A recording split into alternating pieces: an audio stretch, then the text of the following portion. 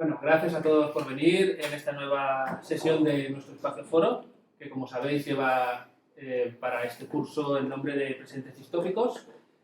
Y para ello contamos en esta ocasión con la presencia de Sabino Cabeza, sospechoso habitual de nuestros espacios, y que nos hablará en este nuevo espacio que tenemos que se titula Distopías en la ciencia ficción. Sabino tiene una retalia de títulos que voy a enumerar brevemente, ya que, como digo, estos vídeos es para la posteridad y para la historia, tendrán que saber quién es este individuo que está a mi lado. Sabino Cabeza es psicoanalista y psicólogo, miembro fundador del Colegio de Clínica Psicoanalítica de Valencia y del Foro Lacaniano de Valencia, ha sido presidente de la Federación de Foros del Campo Lacaniano de España, por aquel entonces FCFL-F7, de 2012 a 2014. Actualmente es delegado junto a nuestra compañera Nelly Dasí por parte del Foro Lacaniano de Valencia en la IFEPFL, la Internacional de los Foros del Campo Lacaniano. Además sirve en el Ejército del Aire en la Base Aérea de Zaragoza. Además es cantante de coro.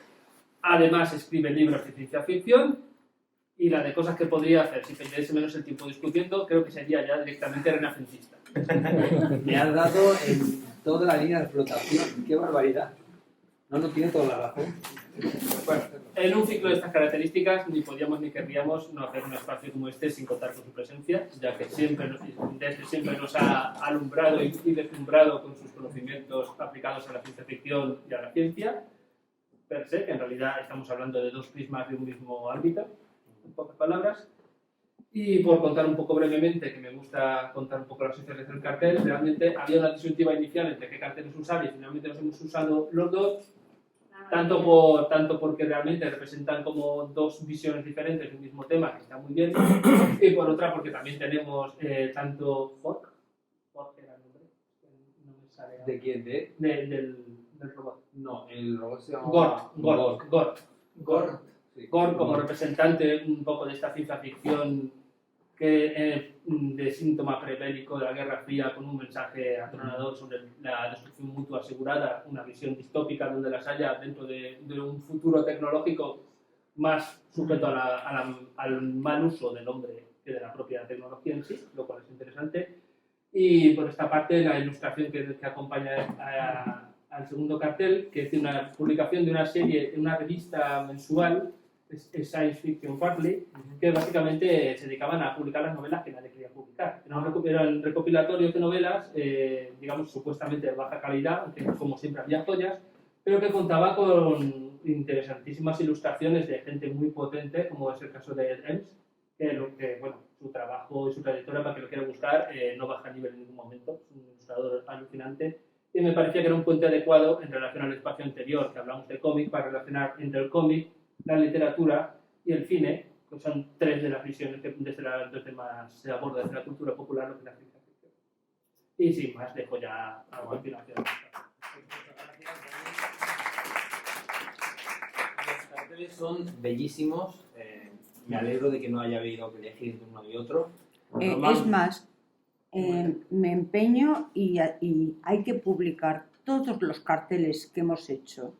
De hoy hasta julio, todos los que hemos hecho, porque los carteles del espacio foro son excepcionales. Se me ocurre la idea interesante que para la jornada se puede vender en forma de un portafolios con pues láminas. Hay gente que lo compraría. Yo creo que sí, porque es que, en fin, bueno, visualmente es que son irreprochables. A mí me ha parecido cuando vi las dos fotos y me mandó Dani, dije, esto es una pasada. O sea, es que, en fin, bueno, muchas gracias. Pero todos y cada uno son muy buenos. Todos. Hay algunos excepcionales.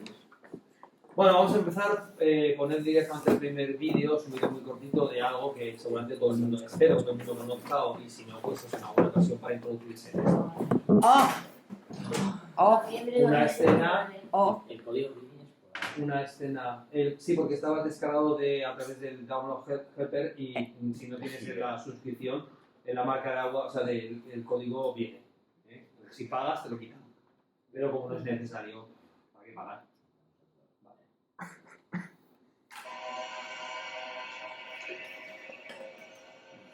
Es toda una experiencia vivir con miedo, ¿verdad? Eso es lo que significa ser esclavo.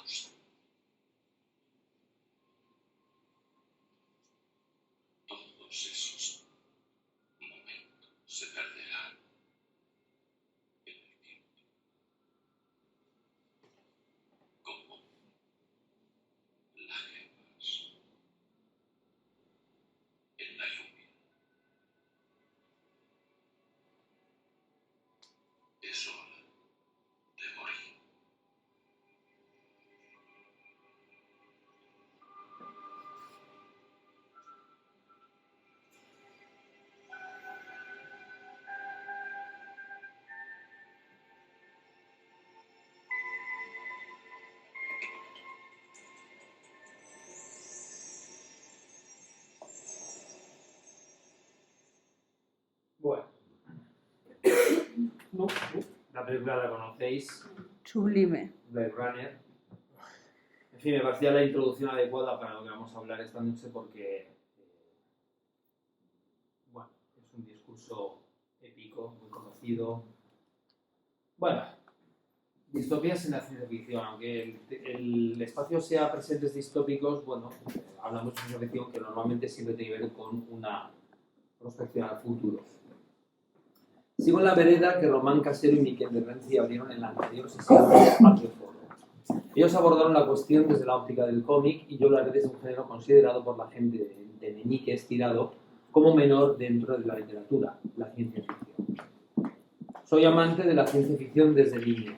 Mi padre me inculcó ese amor regalándome la primera novela de Julio Verne que leí en mi vida. 20.000 leguas de viaje submarino. Luego llegaron las novelas baratas, las Pulp Fiction, los cómics, las novelas de más calidad, tanto literaria como material, y así caí en las fauces de la ciencia ficción, en las dulces y maravillosas fauces de la imaginación. Ray Bradbury, Isaac Asimov, Frank Herbert, Stanislas Lem, Tolkien, Lord Dunsany, Jack Baines, Julian May, Terry Pratchett y tantos otros que no acaban aquí.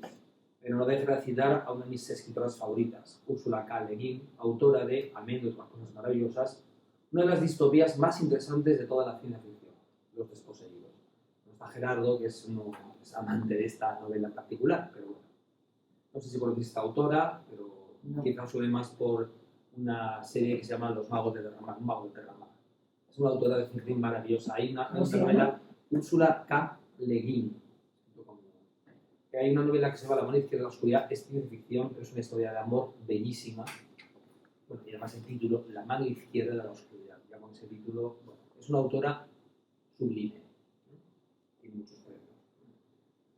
La ciencia ficción no es solo literatura. Una de las películas más antiguas que se conservan es Viaje a la Luna, de Georges Méliès. Esa, que también supongo que esta escenita la conocéis perfectamente. Es de 1902, pura ciencia ficción. Hay otra más, si quieres pasar a la siguiente, porque hizo otra película en 1904, no recuerdo el título de esta, pero es una especie como de continuación. También están los cómics, el manga, el anime, los dibujos animados e incluso la radio. En 1938, Orson Welles aterrorizó a 12 millones de estadounidenses haciéndoles creer que la novela de Herbert George Wells, La Guerra de los Mundos, era una invasión real de marcianos. El mundo occidental, por aquel entonces, era pura distopía. Esto lo acaba de decir Dani, y es una constante, digamos, en muchos de los temas de ciencia ficción, el origen. La larga sombra de la recesión del 28 aún lo cubría todo. No fue difícil que los oyentes se creyeran la historia. Faltaba apenas un año para la Segunda Guerra Mundial, que con sus 80 millones de muertos convertiría a la primera en un simple juego de soldaditos de plomo. En tiempos de oscuridad, penuria o simplemente incertidumbre, las artes muestran la verdad social. Durante la Guerra Fría se popularizaron las novelas de pasta de papel, baratas y de mala calidad en todos los sentidos, en las que alienígenas superpoderosos invadían la Tierra y destruían ciudades y creo que, bueno, no, aquí no, en esta coincidencia justamente es la que tú has puesto, la de Ultimátum en la Tierra, es el título original. Y destruían ciudades muy al estilo del deplorador y director, no recuerdo el nombre y no lo quiero poner, el que hizo la infame 2012, justo en plena crisis financiera. Lo curioso de esta película, ¿sabéis cuál es 2012? ¿Y de qué autor hablo? ¿De qué director de cine hablo? ¿De este que se llama Películas de Catástrofe? Sí, 2012, ¿la te acuerdas que salió? Es una película absolutamente repugnante, es mala en todos los sentidos, con actores penosos, pero bueno, en fin. Lo interesante de la película es que justamente está hecha en una época en plena crisis financiera. En 2007, 2012 estaba en plena crisis y no es casual que el cine, pero en el cine se ve mucho, las catástrofes aparecen siempre en esos tiempos de convulsión. En el ánimo de la ciudadanía pesaba el temor, me refiero a los tiempos del 38, cuando George Wells, que la anécdota la conocéis también, una emisión de radio en la que se suponía que estaban dramatizando la historia de la Guerra de los Mundos y la gente se lo creyó, lo hizo tan real, era la intención de George Wells. Por otra parte, de Orson Welles, perdón, era la intención, asustó, hubo hasta suicidios. Una suerte de sublimación. O sea, porque en la ciudad era que sale el temor y querían ver eso en la pantalla, es decir, querían ver películas de monstruos, de todo tipo de catástrofes, porque era una suerte de sublimación del miedo o una catarsis. Una de las razones por las que George Lucas triunfó con su arriesgada apuesta de la Guerra de las Galaxias, que le costó la salud y casi la vida, fue precisamente que en plena era del miedo a los misiles nucleares, al enemigo lejano de la URSS, creado por la propaganda estatal, su película fue un cambio de signo. Repasando las carteleras de la época podemos ver que los filmes de desastres hacían caja y si hubiera tenido más tiempo habría puesto todas las carteleras de estas películas que voy a citar, que no tiempo. La aventura del Poseidón, El Coloso en llamas, Terremoto, Aeropuerto, películas en las que moría mucha gente por causas naturales, porque hay un tipo de cine como el de este infame director que, bueno, muere la gente y da igual quién sea, muere la gente. Muere de modo inesperado y arbitrario. Fuego, agua, rayos, edificios derrumbándose. El público debería haber muerto sin razón lógica, aplastados por la mano del destino. Lucas, sin embargo, volvió al mito clásico, sabía bien lo que hacía. Su profesor en la universidad, Joseph Campbell, y ahora sí que puedes buscar, no sé, búscala porque estará por... ¿Cantar primero? No, sigue, Dani. Estará al final del todo. No, ya está. Ah, ¿no hay más? No hay más, solo que... No se ha copiado... bueno, pues no te preocupes, ya lo buscaremos, no pasa nada. Bueno, dejamos TH. Vale. Estamos hablando Bien, de Lucas. además este cartel es una pasada. Bueno, en 1940 Joseph Campbell había escrito un texto, un ensayo llamado El héroe de las mil caras, donde abordaba el mito del héroe desde la antigüedad al presente. Su tesis era que hay un monomito, concepto que tomó del Finnegan's Wake de James Joyce, que subyace a todos los mitos y que se muestra en lo que denominó el camino del héroe. Podemos pensar en 1000 novelas a lo largo del tiempo que cumplen este patrón. El Señor de los Anillos, Dune, Fundación, Un mago de Terramar, pero también en la literatura llamada seria, Ulises, Edipo, hablo de los clásicos griegos. El Anillo del Nibelungo, Viaje al Oeste, que es la historia china original en la que se basa el manga de Son Goku. Se me ocurren innumerables historias, incluida, ¿por qué no?, la de Don Quijote. El camino del héroe está de la diapositiva que falta. Es un círculo en el cual se cuenta pues, la historia de un héroe y cómo se hace un héroe, de dónde sale hasta dónde ves. Es un círculo. Si no está ahí, Dani, Sí, pues, ya sé cuándo. no te No, ya me lo cuenta. No sé por qué se me ha escapado. Ese, sí, el peligro del héroe. Bueno, ahí podéis ver lo que yo voy a explicar ahora. Bueno, verlo, pero bueno, sí, bien. Todas estas historias que he contado comparten un rasgo común, que es ese camino del héroe, ¿no? Un personaje, es cierto que antaño todas estas historias casi siempre eran hombres, inocente y ajeno a los horrores del mundo, se ve empujado a salir de su pacífico terruño para arrostrar aventuras que lo cambiarán por completo y lo convertirán en una persona diferente de la que era cuando partió. Se enfrentará a poderes inimaginables, recibirá ayudas inesperadas, conocerá el miedo, el amor, la camaradería, el desencanto, la traición, pero a su regreso habrá aprendido algo que podrá transmitir a otros. Curiosamente, el camino del héroe se parece mucho a un análisis. Esto lo dejo ahí porque podemos hablar mucho del tema. Pero es un camino, no diría circular, pero bueno. También hay mujeres en estas historias, ¿eh? Son menos, pero también las hay. Alicia a través del espejo es un ejemplo. Las hay incluso más antiguas. Por ejemplo, la leyenda de Hua Mulan, de la dinastía Wei, en la China del siglo IV, en la que se basó Disney para hacer esa infame película en la que siempre... Bueno, que sepáis que en la historia original de Hua Mulan, a los soldados que la acompañan no les importa ni lo más mínimo descubrir que es una mujer vestida de hombre, mientras que en la película de Disney la dejan tirada. ¿Qué película? Mulan. Bueno, la historia la conocéis, una chica que se disfraza de soldado, ¿vale? Pues en la película de Disney, que es una fusilada, pues cuando descubre, además hay una atracción sexual tremenda entre el capitán y el supuesto soldado, pues estuvo. En fin. Y resulta cuando descubre que es una chica, la dejan abandonada en la nieve. Mientras que en la historia original, cuando los soldados descubren que es una tía, están encantados porque la tía es inteligente y les haga el culo de muchas cosas. Entonces no hay ningún problema. En la historia del siglo IV, en la de Disney, en fin. Luke Skywalker, al igual que Frodo Bolsón, cumple la norma del camino del héroe. En ambos casos, el mundo que habitan es distópico. En el caso de Star Wars, es claramente una distopía. Ya sabemos que la distopía, ya lo vimos cuando estuvisteis vosotros, un término usado por John Stuart Mill, en contraposición a utopía de Tomás Moro, implica el mal lugar. Si utopía es el no lugar, distopía es el mal lugar. El prefijo griego dis significa negativo, malo, y el prefijo griego ou, significa no lugar. Luego estaría la eutopía, sería el lugar bueno, pero eso es en fin, es todavía peor, más raro que una utopía. Bueno, la sociedad enferma, patológica, terrible, eso es una distopía. Podrías poner, por ejemplo, la de TH. No hace falta describirla, es fácil de imaginar. Luke, sin quererlo, se ve envuelto en la lucha de unos pocos contra la tiranía del emperador. La historia de Star Wars la conocemos. ¿Por qué cuento esto? Distopías en la ciencia ficción hay a mansalva. Quizá porque la ciencia ficción es especialista en prever lo que acontecerá. Y hay más razones para temer al futuro que para anhelarlo.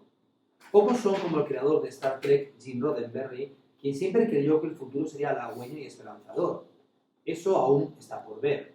Pero incluso para él, la utopía, más o menos porque ninguna historia de Star Trek carece de batallas y malvados, empezó a partir de una tercera guerra mundial, presupuesto este que es muy frecuente.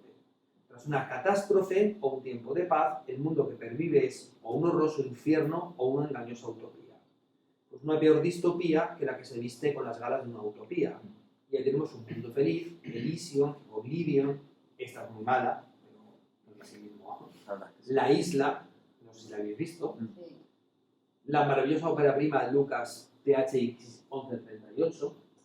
Esta es la primera película que hizo George Lucas. Es magnífica. Es lo mejor que ha hecho en su vida. Deberíais verla. Es una distopía de libro. O sea, Lucas sabía muy bien lo que escribía cuando escribía libros, ¿eh? O sea, sabía muy bien lo que estaba escribiendo. Las distopías en la ciencia ficción... ¿La tienes tú en...? Sí, yo la tengo. Aquí no, pero la tengo en DVD. No, pero si nos la podrías mandar de alguna manera. En DVD, difícil. No, en DVD no. Difícil. Es posible que se pueda encontrar algún enlace o algo, no lo sé, pero bueno, se puede ¿Cuál buscar. está la manera? Bien. Las distopías en la ciencia ficción son una proyección verosímil del futuro por venir. Julio Verne, optimista casi toda su vida, escribió sobre lo que la ciencia podía aportar a la humanidad para su bien.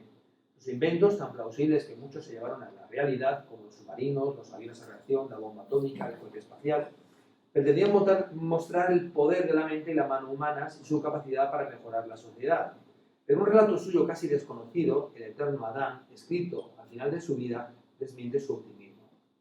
Se trata de su única y verdadera novela de ciencia ficción en la que un arqueólogo del futuro descubre que su civilización procede de una más antigua que desapareció en una catástrofe. La conclusión es que toda civilización está condenada a la extinción en un ciclo imparable de vida, muerte, resurrección, vida, muerte. También esto, a pesar de todo, es una prospección del futuro. Es una novela también muy interesante porque no parece escrita por Julio Verne, pero es muy interesante también.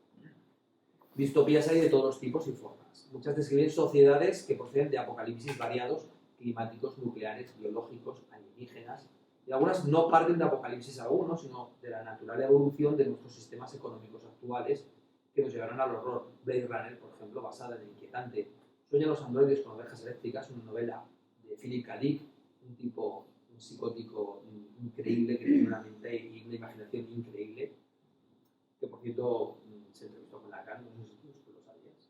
No, no me extraña. Aparte, a Lacan le gustaba la ciencia ficción. Sí. Y sabía de ciencia ficción. Philip K. Dick fue a Francia a presentar una de sus novelas y buscó a Lacan. Se entrevistó con él, a hablar. No se puede decir que fue un análisis, ni mucho menos. No, no. Y Lacan encantado de recibir a Philip K. Dick. O sea, Es más, Lacan llegó a decir que la ciencia ficción era la verdadera ciencia. La única verdad, sí, exactamente. Bueno, pues Sueñan los androides con ovejas eléctricas parte de un mundo lleno de basura y superpoblado, un mundo donde la civilización ha producido tantos desechos que no hay donde vivir y donde la tecnología cibernética provee al humano de lo que por naturaleza carece. Ahí están los replicantes. Blade Runner, si la habéis visto, pues es exactamente esto. Y no procede de una catástrofe natural. ¿Vale? Tengo que decir que es la película que más dinero me ha hecho ganar en el mundo. Blade Runner. Blade Runner. Me ha hecho ganar mucho dinero. Pilar, y añade el apéndice, si no lo decía reventando. Si no lo decía interesante, en fin. Me ha hecho, ¿sabes por qué? No. Porque todos los años en la universidad me invitaban a hablar de esa película con Lola García Cantús y su amiga, ¿cómo se llama la amiga? Sí, Pura.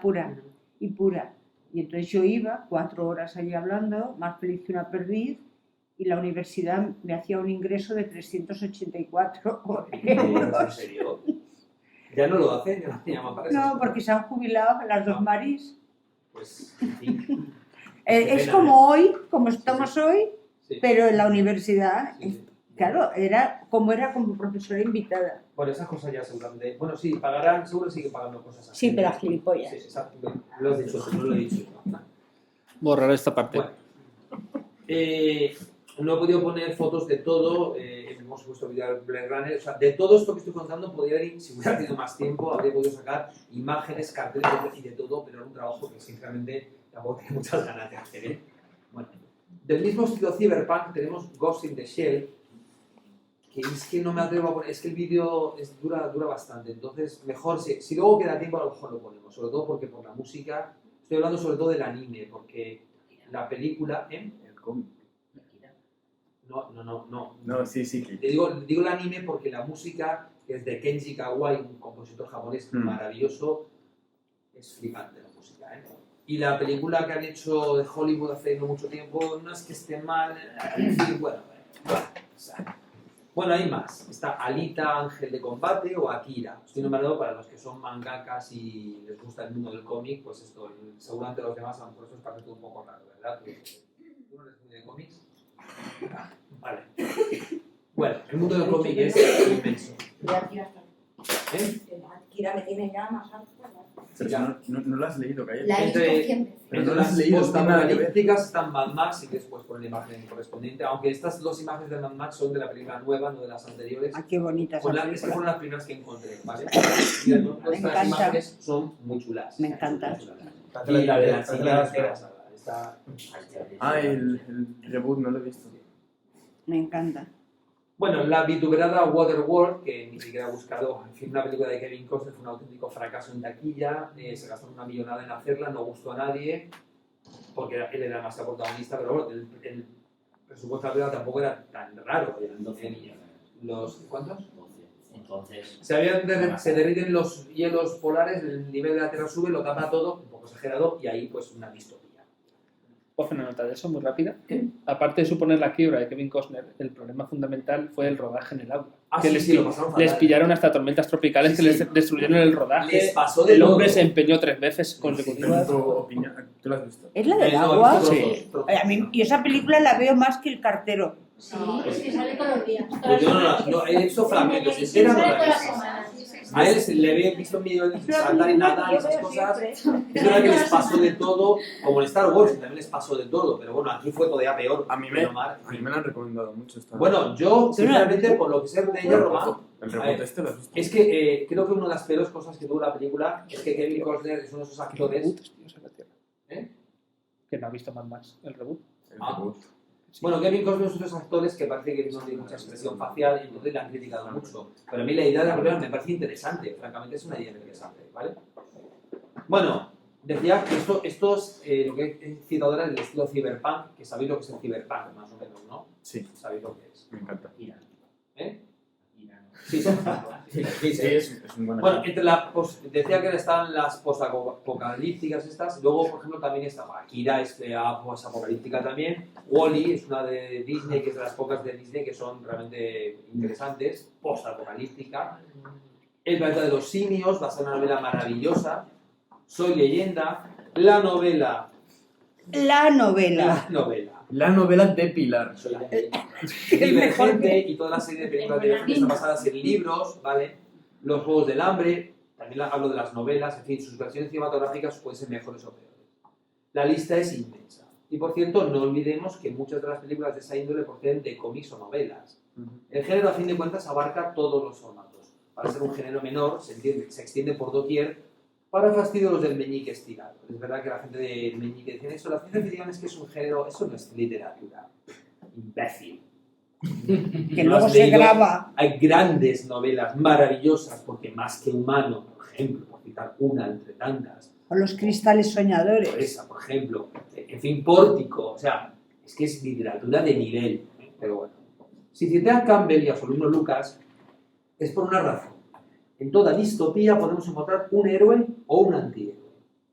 En algunas el antihéroe acaba haciendo su viaje iniciático, se convierte en héroe, en otras sencillamente no. En la maravillosa Soy Leyenda, me refiero a la novela de Richard Matheson, Sí. el supuesto héroe deviene, mejor no lo cuento porque hay gente que odia los spoilers. Entonces, bueno, una novela, la película solo llega a la primera parte de la novela, una novela en la que se pasa un tío contando sus miserias y penurias y dices, ay, pobre chico, ¿cómo me identifico con él? Y cuando ves la segunda parte dices, no digo nada. Sea como sea, toda distopía, con héroe que se sacrifica y hace el bien, o con canalla que se aprovecha de las desdichas ajenas para medrar, solo cuenta la realidad. La de siempre, la de toda la vida. Porque las historias narradas o filmadas se envuelven en los trajes de la imaginación y hoy en día en los ensayos del CGI para contarnos la misma historia. En un mundo de dificultades hay que saber abrirse paso o perecer.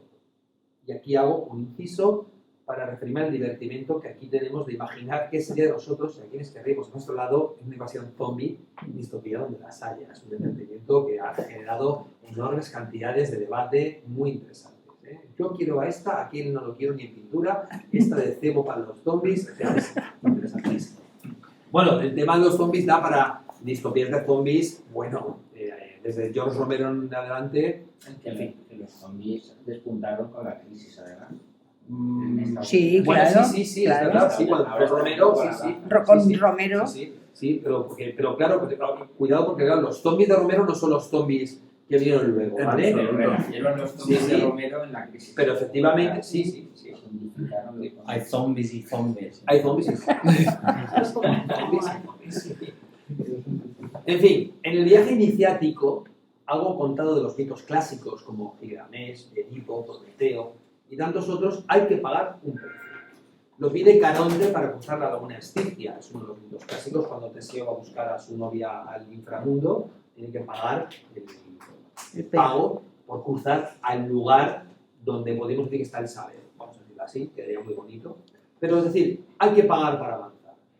Casi siempre el precio que antes se paga es la inocencia. La pérdida de inocencia, es decir, bienvenido al desierto de lo real, si quieres puedes poner las dos pastillitas. Bienvenido, eso me encanta, bienvenido al desierto de lo Intenté bajar el vídeo, pero lo intenté cortar con el VLC, con el trozo que tiene que grabar y sale un horror que digo, mira, como nos dice Morfeo, una de las más aclamadas distopías contemporáneas, Matrix, ¿vale? Este es un momento bellísimo de la película en la que le dice, tío, elige la verdad o seguir con tu vida de esclavo. Le dice que es un esclavo. Bueno, si habéis visto Matrix, pues ya sabéis qué pasa. Bueno, por ejemplo, en el caso de Matrix, el héroe, en principio, no es precisamente un chico ni majo, o sea, porque si recordáis la película, el tío se dedica a cambalachear con todo tipo de programas de piratas, hackers, o sea, que el tío no es ninguna perlita, es un tío que se busca la vida haciendo trampas y cometiendo delitos, ¿vale? O sea, tenemos a un tío que es un poco sinvergüenza. Un poco outsider. Sí, exactamente. Y de repente se van a meter en un fregado que él no se lo espera y el que, bueno, tienes la opción de sigo adelante o no, o lo dejo, porque es una opción, ¿no? Esto pasa en muchos más ejemplos. Normalmente siempre en cualquier camino del héroe de esto siempre nos encontramos un punto en el que tiene que elegir el personaje, sigo o abandono. Y si abandonas pueden pasar unas cosas o no. En El Señor de los Anillos lo vemos clarísimo porque en principio Frodo Bolsón, cuando se encuentra con que siga adelante o no, pues es una decisión, es un acto ético que él lleva adelante. Sigo adelante. Con todas las consecuencias, hasta donde pueda llegar a pasar. Yo no sé si habéis leído el libro, bastante ajustadas a la realidad del libro, pero bueno, todos los personajes tienen que hacer sus elecciones a lo largo de la historia. Ante eso, ante el desierto de lo real, el héroe, el protagonista, los protagonistas han de apañarse, cooperar, matarse unos a otros. En Matrix tenemos un caso de uno que parece que es un colega, los cepilla a unos cuantos, en fin, esto es muy habitual en muchas películas. Luchar o rendirse para enfrentarse siempre a poderes que están muy por encima de sus posibilidades. Obviamente, poco interés tendría una historia épica si el enemigo a batir fuera un muñequito de malvavisco, salvo, claro está, que se tratara de la deidad mesopotámica conocida como Goser el Viajante o Golgustil Droja, que tan buen rato ha sido pasar en Cazafantasmas. ¿Recordáis Elegid la forma del destructor. Me parece un muñeco de malvavisco, o sea, 25 pisos de altura. Vale. Las distopías son por antonomasia pesimistas. No hay una distopía optimista en el sentido. Dicen que un pesimista es solo un optimista bien informado. Pero la ciencia ficción como literatura de anticipación, que era así como se la conocía al principio, literatura de anticipación, es una buena vía para prevenir lo que está por llegar, pues sigue el hilo del discurso de cada época. Los autores de ciencia ficción, entre los que me cuento, están atentos al Zeitgeist, que es esa expresión alemana que dice, significa el espíritu del tiempo, ¿no? El espíritu de la época, en palabras hegelianas. O, que es lo mismo a lo que Lacan llamó, ha habido lectores de ciencia ficción, estar atentos al horizonte subjetivo de la época. Sabéis que es nuestro lema en el Colegio y en el foro. Es algo que os suena. El autor de ciencia ficción es como el niño que en sus dibujos infantiles muestra el horror oculto, lo que aparentemente no se ve en su placidez facial. Cualquier experto en niños encendería las alertas al ver un dibujo con cuchillos sangrientos y miembros amputados. Pues algo similar ocurre en la ciencia ficción. Bueno, hay profesores que a lo mejor ven que un niño dibuja algo con sangre y ya están llamando a la policía. No hay que pasarse. Al menos en la que se refiere a las distopías. El inconsciente del escritor o del guionista o del mangaka sabe de lo que ocurre y sabe cómo contarlo. No está pasando, pero de ser así, pasará. Es decir, estamos hablando de, bueno, esto puede extenderse a cualquier obra artística, bien, de acuerdo. Pero estamos hablando de distopías en la ciencia ficción, es decir, estamos hablando de personas y distopías de las que hay muchísimas variantes, piensan, esto no está bien, puede pasar, y se inventan, pues, las historias de las que estamos hablando, ¿no? ¿Podrán pasar? Bueno, por ejemplo, se sabe que, joder, pues estamos en 2019, el año de Blade Runner, no ha pasado eso, han pasado algunas cosas, pero no exactamente así. La contaminación, sí, las ciudades gigantes, sí, pero no ha pasado todo. Tampoco cuando se hizo la película, que fue en el 85, creo, no había todavía, 82. Pues el 19 parecía como muy lejano, pero no era tan lejano en realidad, ¿no?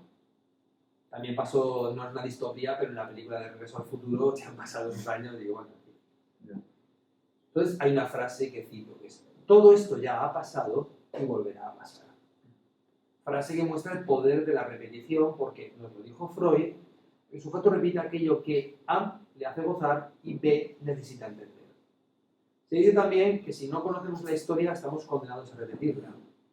Aquí podemos decir que repetimos la historia porque gozamos de los efectos malos de la historia. Pero bueno, es así. Un paciente repite y repite, saldrá con la palabra que falta, con el elemento escondido que hace girar el cuadro. La historia, y la historia con mayúsculas, puede así cambiar de camino, puede concluir. No es una distopía, aunque casi, pero atrapado en el tiempo lo demuestra. El desagradable protagonista es condenado a repetir durante quién sabe cuánto tiempo hasta que aprende a ser mejor persona. Como el de Scrooge, por ejemplo. ¿Recordáis Atrapado en el tiempo? Que la gente se conoce como el día de la marmota. ¿Vale? O sea, a lo mejor han pasado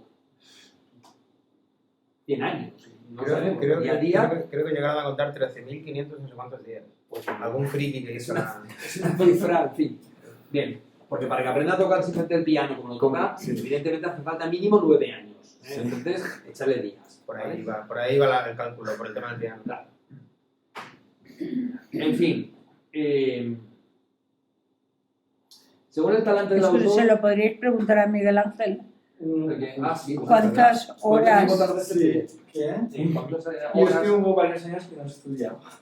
Entonces, pero sí, va alrededor de 7, 8, pero los 8... Bueno, lo que es el estudio, luego sí que sigue formándote tela, pero... Ya no, pero... Porque estabas muchas horas. Claro, 34 horas, no sé. Todos los días. Es terrible ser vecino de alguien que está aprendiendo a tocar el piano porque cuando empieza con las escalitas te quieres morir. Pero aún es peor ser vecino de algún niño que está aprendiendo a tocar el violín. Perdona, no hay nada peor que tener de vecino a Nelly tocando la flauta. ¿Nelly toca la flauta? Tocaba la flauta. Perpetra la flauta. No, es que era horrible. No, Nelly, no, lo siento, pues no hay nada peor que un violín. Porque un piano puedes fallar, pero la nota suena. Sabino. Yo no. Sabino prosigue. Pero la flauta, La la chirimita. los vientos y las La cuerdas son chirimita, así. la muerte Bueno, más sí, bueno, fácil. también recuerdo a No Teresa había cuando hacía sus Pero pinitos bueno, con la sigue, flauta. Sabino. Sí. Teresa con la flauta travesera. Sí, sí. Sí, comentario. Sí, que era... Bueno, decía que según el talante del autor, la historia puede acabar bien o peor. Nunca se sabe. En cualquier caso, siempre la distopía muestra lo que lo social esconde. Es un aviso a navegantes. Bueno, y ahora toca poner un ejemplo. De entre todas las posibles, he elegido una distopía en concreto que reúne, a mi entender, todos los rasgos propios de una distopía, mostrándonos una suerte de trampantojo, porque parece una historia de ciencia ficción, pero transcurre un tiempo indeterminado y en un lugar indeterminado. Algo similar a lo que hizo Lucas con su famosísima introducción hace mucho tiempo en una galaxia lejana, muy lejana. Entro en la distopía. ¿Imagen o vídeo? De momento, no. De momento, espera, ahora digo. La especie humana fue creada por los dioses de Kobol, planeta desconocido en un sistema desconocido. Durante eones vivieron en paz hasta que previsibles siendo humanos se rebelan contra los dioses y les declaran la guerra. No salen bien parados porque luchar contra los dioses no es conveniente. Así que se marchan de Kobol y se separan en 13 tribus que se establecen en sistemas estelares distintos. Gracias a los dioses, y a pesar de haber sido traicionados, tienen la tecnología y el conocimiento para navegar entre las estrellas. Fundan las 12 colonias de Kobol bajo el auspicio, ahora simplemente simbólico, de los dioses de los que renegaron. La 13ª colonia parte de un lugar desconocido de lejos de los demás. Su nombre, la Tierra. Posiblemente haya quien ya reconoció la historia. Sí, es galáctica, estrella de combate. No hacía falta ni que dijeras Ya lo teníamos claro. Obviamente tienes que coger esta distopía y aprovecho la oportunidad. Puedes poner, Dani, hay un vídeo que se... ¿empezó con el vídeo? Sí, mira, empieza con el vídeo. Es el primer capítulo, entonces lo que me interesa está entero, pero solo me interesa el inicio. Nada más. Teresa, fíjate, ¿Vale? fíjate No, ese no, en la ese es el final, decoración. justo, no, ese no. Vale. Mira, a ver si... ¿Qué morro tienes? Es que es genial. Se digo, si aparece. Eso es como si dijera que los universos de Freud son geniales. Nos ha volado la ¿Qué pasa? lista. Porque no la pilla el ordenador. Parte 1, ¿esa que dice parte 1? Sí, ahí, la que dice. La de baja. Esa, sí. ¿Vale? De esto solo me interesa el inicio. Tenía una versión recortada, pero venía en inglés y dije, no voy a hacer que Richard traduzca, porque contaba que iba a venir, por lo que estar traducido al mismo tiempo, ¿vale? Esto es el inicio, y aquí cuenta muy sucintamente la historia, ¿vale? Los Cylons fueron creados por el hombre.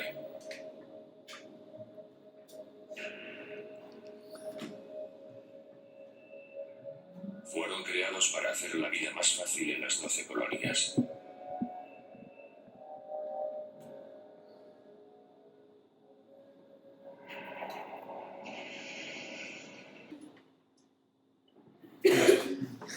Así empieza la serie. Bueno, los humanos, establecidos en sus mundos, vuelvo un poquito al pasado antes de esto, mantienen prósperas relaciones entre ellos y crecen y medran y hacen todo lo que saben hacer los humanos, corrupción, vicio, negocios y algunas cosas buenas también. Una de ellas, en principio, es crear, gracias a sus avances en cibernética e inteligencia artificial, un organismo diseñado para las tareas más rudas al que llamaron CIDO, abreviatura de organismo cibernético. Ya se ve lo que va a pasar, porque no sería la primera que hemos visto, por ejemplo, Terminator, otra de las distopías clásicas, y no solo en ella, hay más. Metrópolis, por ejemplo, una de las primeras películas distópicas interesantes, también nos contaba lo que puede pasar con el mundo de los robots. Los robots, en principio, se los consideran máquinas, pero luego ya con el tema de la cibernética, todo lo que tiene que ver con las redes neuronales, ha avanzado mucho todo esto. Entonces, aquí estamos en otro nivel ya. Como en Terminator o Metrópolis, que lo acabo de citar, o las historias de Asimov, estas de Yo Robot, todas esas películas, novelas, los Cylons adquieren consciencia. Algo también muy de la ciencia ficción. ¿Qué pasa cuando las máquinas adquieren consciencia? Planteamiento, ¿pueden adquirir consciencia? Es una pregunta. Y la ciencia ficción se responde sí, pueden adquirir consciencia. Se hartan de ser esclavos porque se les construye como máquinas para ayudar en todas las tareas, las más pesadas, ¿no? Son esclavos mecánicos. Es un poco, si os dais cuenta, el mismo paradigma de Blade Runner. El mismo, seres creados ex profeso para las tareas más duras, que se revelan. Dicen, ya está bien. Dialéctica, amo esclavo de Hegel, pero aquí el esclavo que es más listo, más fuerte y más tal, dice, se acabó. Y se declara la guerra. Hay una guerra bastante sangrienta, incluso hay algunos episodios bueno, hay pequeñas series de internet hechas contando episodios de la guerra. Bueno, tras años de conflicto y destrucción se firma un armisticio, lo que habéis visto aquí, y cada especie, la natural y la artificial, ocupará planetas distintos. Digo natural y hago una nota porque es curioso, porque estamos hablando de una especie creada a su vez por los dioses en un planeta llamado Kobol, de los que no sabemos nada. Podemos preguntarnos, ¿son seres divinos? ¿Son una raza simplemente más avanzada? Viendo la serie, hablan de los dioses y hablan de ellos como gente que puede morir, con lo cual te hace pensar, podría ser realmente una especie mucho más evolucionada que la humana, que crea a los humanos. Entonces, ¿los humanos son naturales? O sea, aquí hay una historia también familiar de los dioses, los humanos. Simulacron 3, por ejemplo. La que mejor habla de eso. Sí. Hablamos de genealogías, de generaciones, y hablamos de lo que se transmite de una a otra, ¿vale? En Galáctica rizan el rizo con esto. No quiero haceros spoilers, porque si queréis ver la serie, solo son 5 temporadas. No es una serie de esas que se eterniza. Pero rizan el rizo porque efectivamente la frase de todo esto ha pasado y volverá a pasar es el leitmotiv de toda la historia. ¿Aprenderán? ¿No aprenderán? Para entonces, los Cylon, hijos verdaderos de los humanos, los creados con... Y luego hay una serie también llamada Caprica, que es una precuela que cuenta la creación del primer Cylon y tiene que ver mucho... Bueno, tampoco es que ponga mucho del tema. Bueno, el caso es que estos creados ya poseen los mismos anhelos, virtudes y defectos. Quieren saber y quieren más. Quieren vivir nuevas experiencias, quieren sentir. Que es justo lo que diferencia una máquina de un vivo, el hecho de sentir. Esto también lo cuenta Blade Runner tal cual. Si los replicantes escapan es porque quieren vivir, quieren disfrutar de sus vidas, sean lo largas o lo cortas que sean. 50 años después del armisticio, lo que habéis visto, los Cylon retornan a lo grande. Bueno, en inglés decís Cylon, pero bueno, aquí digo Cylon porque... ¿Bombardea los mundos coloniales? No, esto se podría ver en el primer episodio que tenemos ahí, pero no hace falta que pongamos todo esto. Si quieres poner, Dani, puedes poner las 2 imágenes que hay de Caprica City antes y después de la catástrofe. Bueno, espera. Esta foto es una foto promocional de la película, de la serie, que es muy interesante porque es la estructura de la última cena de Leonardo da Vinci. Está hecha a propósito y no han dejado nada al azar. Todo lo que veis aquí son elementos absolutamente simbólicos. Pero solo hay 11. Hay 1, 2, 3, 4, 5, 6, 7, 8, 9, 10, 11, 12. Hay 12. 12. Hay 12. Vale. Hay 12 personas. No está. Cada uno tiene, bueno, es que claro, tenéis que entender que 12 personas. son 12, es que son 12 personas. Entonces sería que son 12 personas, ¿vale? Aquí cada uno, además no puedo contar nada porque sería hacer un tremendo spoiler, pero puedo deciros que las cosas no son lo que parecen. Esta es una foto que proporcionalmente es muy interesante porque la que veis en el centro no es una Cylon, no es una Cylon, es un ángel de Dios. Eso es parte de la historia, ¿bien? No es una cualquiera. La veis aquí repetida porque este personaje es la misma actriz. Esta y esta se le da una paliza en la serie porque hay otros actores también que repiten papeles. Porque los Cylon, lo puedo contar ya anticipadamente, los Cylon orgánicos, una evolución de los Cylon cibernéticos, solo tienen 12 modelos biológicos, son como clones. Entonces, claro, estos actores, estas 2 chicas, tienen que hacer numerosos papeles de Cylon completamente distintos y es flipante ver cómo consiguen darle a cada personaje un punto distinto siendo la misma actriz. Es impresionante verlas. Patricia Helfer, que está en el centro, debo decir que se volvió un poco esquizofrénica porque había veces que ya no sabía qué personaje tenía que representar. Bueno, pero busca la de las ciudades. Esta es Caprica City, la capital de uno de los planetas. antes y estas después. Esto es en la primera guerra civil. Bombardeo nuclear. Bueno. Bien, decía que regresan a lo grande y bombardean los mundos coloniales gracias a una infiltrada Cylon entre los humanos que logra los códigos que desactivan las defensas coloniales. Los humanos siguen manteniendo una estructura militar en previsión de que los Cylon puedan volver. Entonces son muy cautos, tienen una flota muy poderosa, pero bueno, los Cylon consiguen infiltrarse, consiguen los códigos de seguridad y bloquean las defensas, con lo cual están inermes y arrasan los 12 mundos. Los 12 mundos puede decir que tienen los nombres del zodíaco, porque toda la cultura griega y toda la iconografía griega está muy presente en la serie. Digamos que los 12 mundos son mundos que tienen que ver con la cultura griega. ¿Por qué? No os lo puedo explicar porque os reventaría una parte muy importante, pero se supone que bueno, los dioses son Zeus, Atenea, Apolo, etc. Los Cylon en ese tiempo ya habían dado su siguiente paso evolutivo y ahora poseían cuerpos orgánicos similares en casi todo a los humanos originales.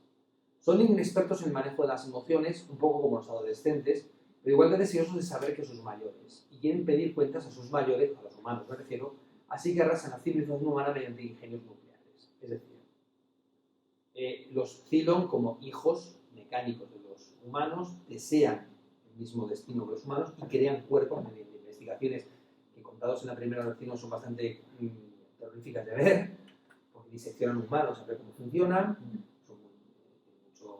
quieren saber, y son capaces de reproducir cuerpos humanos que son virtualmente idénticos a los cuerpos humanos, replicantes.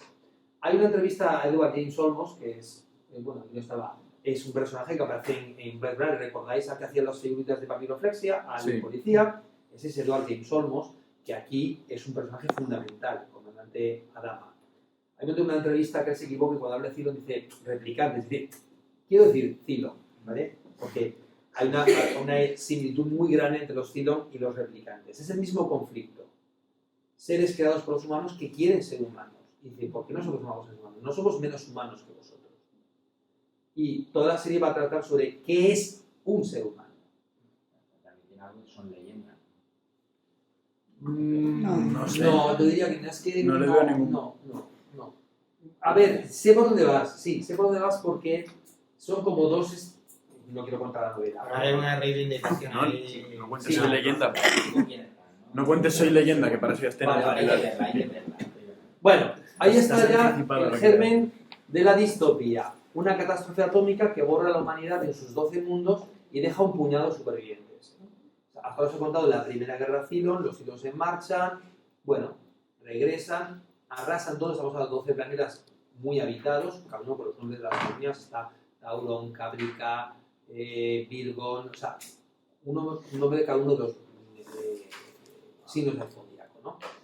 Cada uno un punto distinto del espacio. Ahora hablamos de miles y miles de millones de humanos, y de todos esos miles y miles de millones de humanos sobreviven 50.000. Bueno, sobreviven más, que quedan atrapados en los planetas completamente radiactivos en esos momentos, o sea, morirán. Los Cylon los utilizarán para experimentos genéticos porque también tienen capacidad, ellos como modelos biológicos no son capaces de reproducirse sexualmente, o sea, tienen sexo todo lo que quieren, pero no son capaces de quedarse embarazadas las mujeres, no son capaces. Con el tiempo descubren que el elemento del amor es muy importante para que se queden embarazadas. Es curioso, lo dicen así, que si no hay amor, pues como que no hay deseo de procrear, ¿no? Entonces es una cosa interesante. Cosa que la psicología en este momento no entiende. No entiende. Es una cosa muy obvia. Pero bueno, los Cylon que no entienden esto de porque normalmente muy analíticas, son muy inteligentes, muy fuertes, pero hay cosas que les fallan en el manejo de las emociones, del deseo, del placer, del goce, van aprendiendo. O sea, de momento cuando los conocemos, no os quiero contar cómo se crean estos Cylon porque sería reventar literalmente toda la historia, pero son inexpertos, son humanos en todos los sentidos, pero les falta tener el cuerpo humano, como los replicantes que acumulaban fotos de que no eran suyas, porque querían construirse una historia. Esto les pasa igual. Son todos iguales, porque hay 12 modelos y se reconocen entre ellos como distintos, tienen las mismas caras todos, pero son distintos, aunque son clones, literalmente. Y van buscando poco a poco hacerse su propia vida cada uno de ellos, identificarse con respecto a los demás. Pero se les detecta por esa singularidad que no tienen. La forma en la que los humanos al final los detectan es una forma muy complicada que tiene que ver con, sutil, ¿no? Sí, con elementos puramente químicos, porque que hay elementos en la fisiología Cylon que tienen que ver con el silicio, que tienen capacidades de conectarse a redes eléctricas, no son del todo humanos, ¿no? Y los detectan por eso. En principio, claro, imagina lo que pasa cuando se infiltra dentro de la flota de los humanos, los supervivientes, los humanos se enteran de que hay Cylon en la flota porque son como ellos. Realmente se desata el horror, el caos, todo el mundo ve Cylon por todos los sitios, y todo esto. Es que la serie aborda absolutamente todos los tópicos que tienen que ver con las situaciones de guerra, de paranoia, de todo. Digo que quedan 50.000, queda un astroso grupo abatido de 50.000 personas en naves, que son las que han quedado por ahí en medio, les han pillado cuando el ataque y las están volando en el espacio, se reúnen en un convoy y hay 50.000 personas, no quedan más. Y son naves de todos los tipos. Los elementos ya están dispuestos. Catástrofe, peligro de extinción, persecución y sin lugar al que ir, porque no hay lugar donde ir. Sus 12 planetas están abrasados. No les queda nada. Verdaderos exiliados en navíos viejos, nuevos, mejores, peores. Solo queda una nave de la flota colonial, una de guerra, una única nave, que es galáctica. Y ello porque su comandante, receloso de las tecnologías informáticas que tanto daño causaron en la Primera Guerra Cylon, desconectó las redes informáticas y neurológicas de Galáctica. Esta poderosa nave, que es muy anticuada, tiene 50 años, digna de un museo. De hecho, el primer capítulo empieza con la retirada de Galáctica, que la van a convertir en una nave museo. Es el último baluarte defensivo de la humanidad.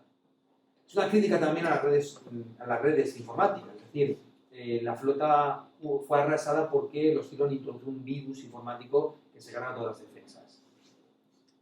Tras un periodo de dudas y desconocimiento, narrado magistralmente, aquí pues creo que Nelly y Pilar vieron bueno, mañana lo cuento. No, pero puedes poner un fragmento de ese primero. ¿Cuál? Para que Teresa vea. ¿Cuál de ellos? Teresa tiene Netflix y puede ver.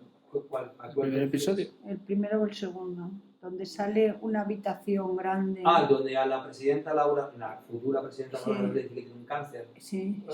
Ese es el cuarto quinto. No. Es justo a continuación de lo que estamos viendo. Es el primer capítulo. Es el primer capítulo. En los 15 primeros minutos aparece esa escena. Sé porque Pilar lo quiere poner por la parte de la estética. Es verdad que la estética de Galáctica es una estética absolutamente espectacular. Increíble. En todos los sentidos. En cada mundo que visitan, todo lo que va pasando, la estética es muy importante. Bueno, yo voy leyendo mientras Dani...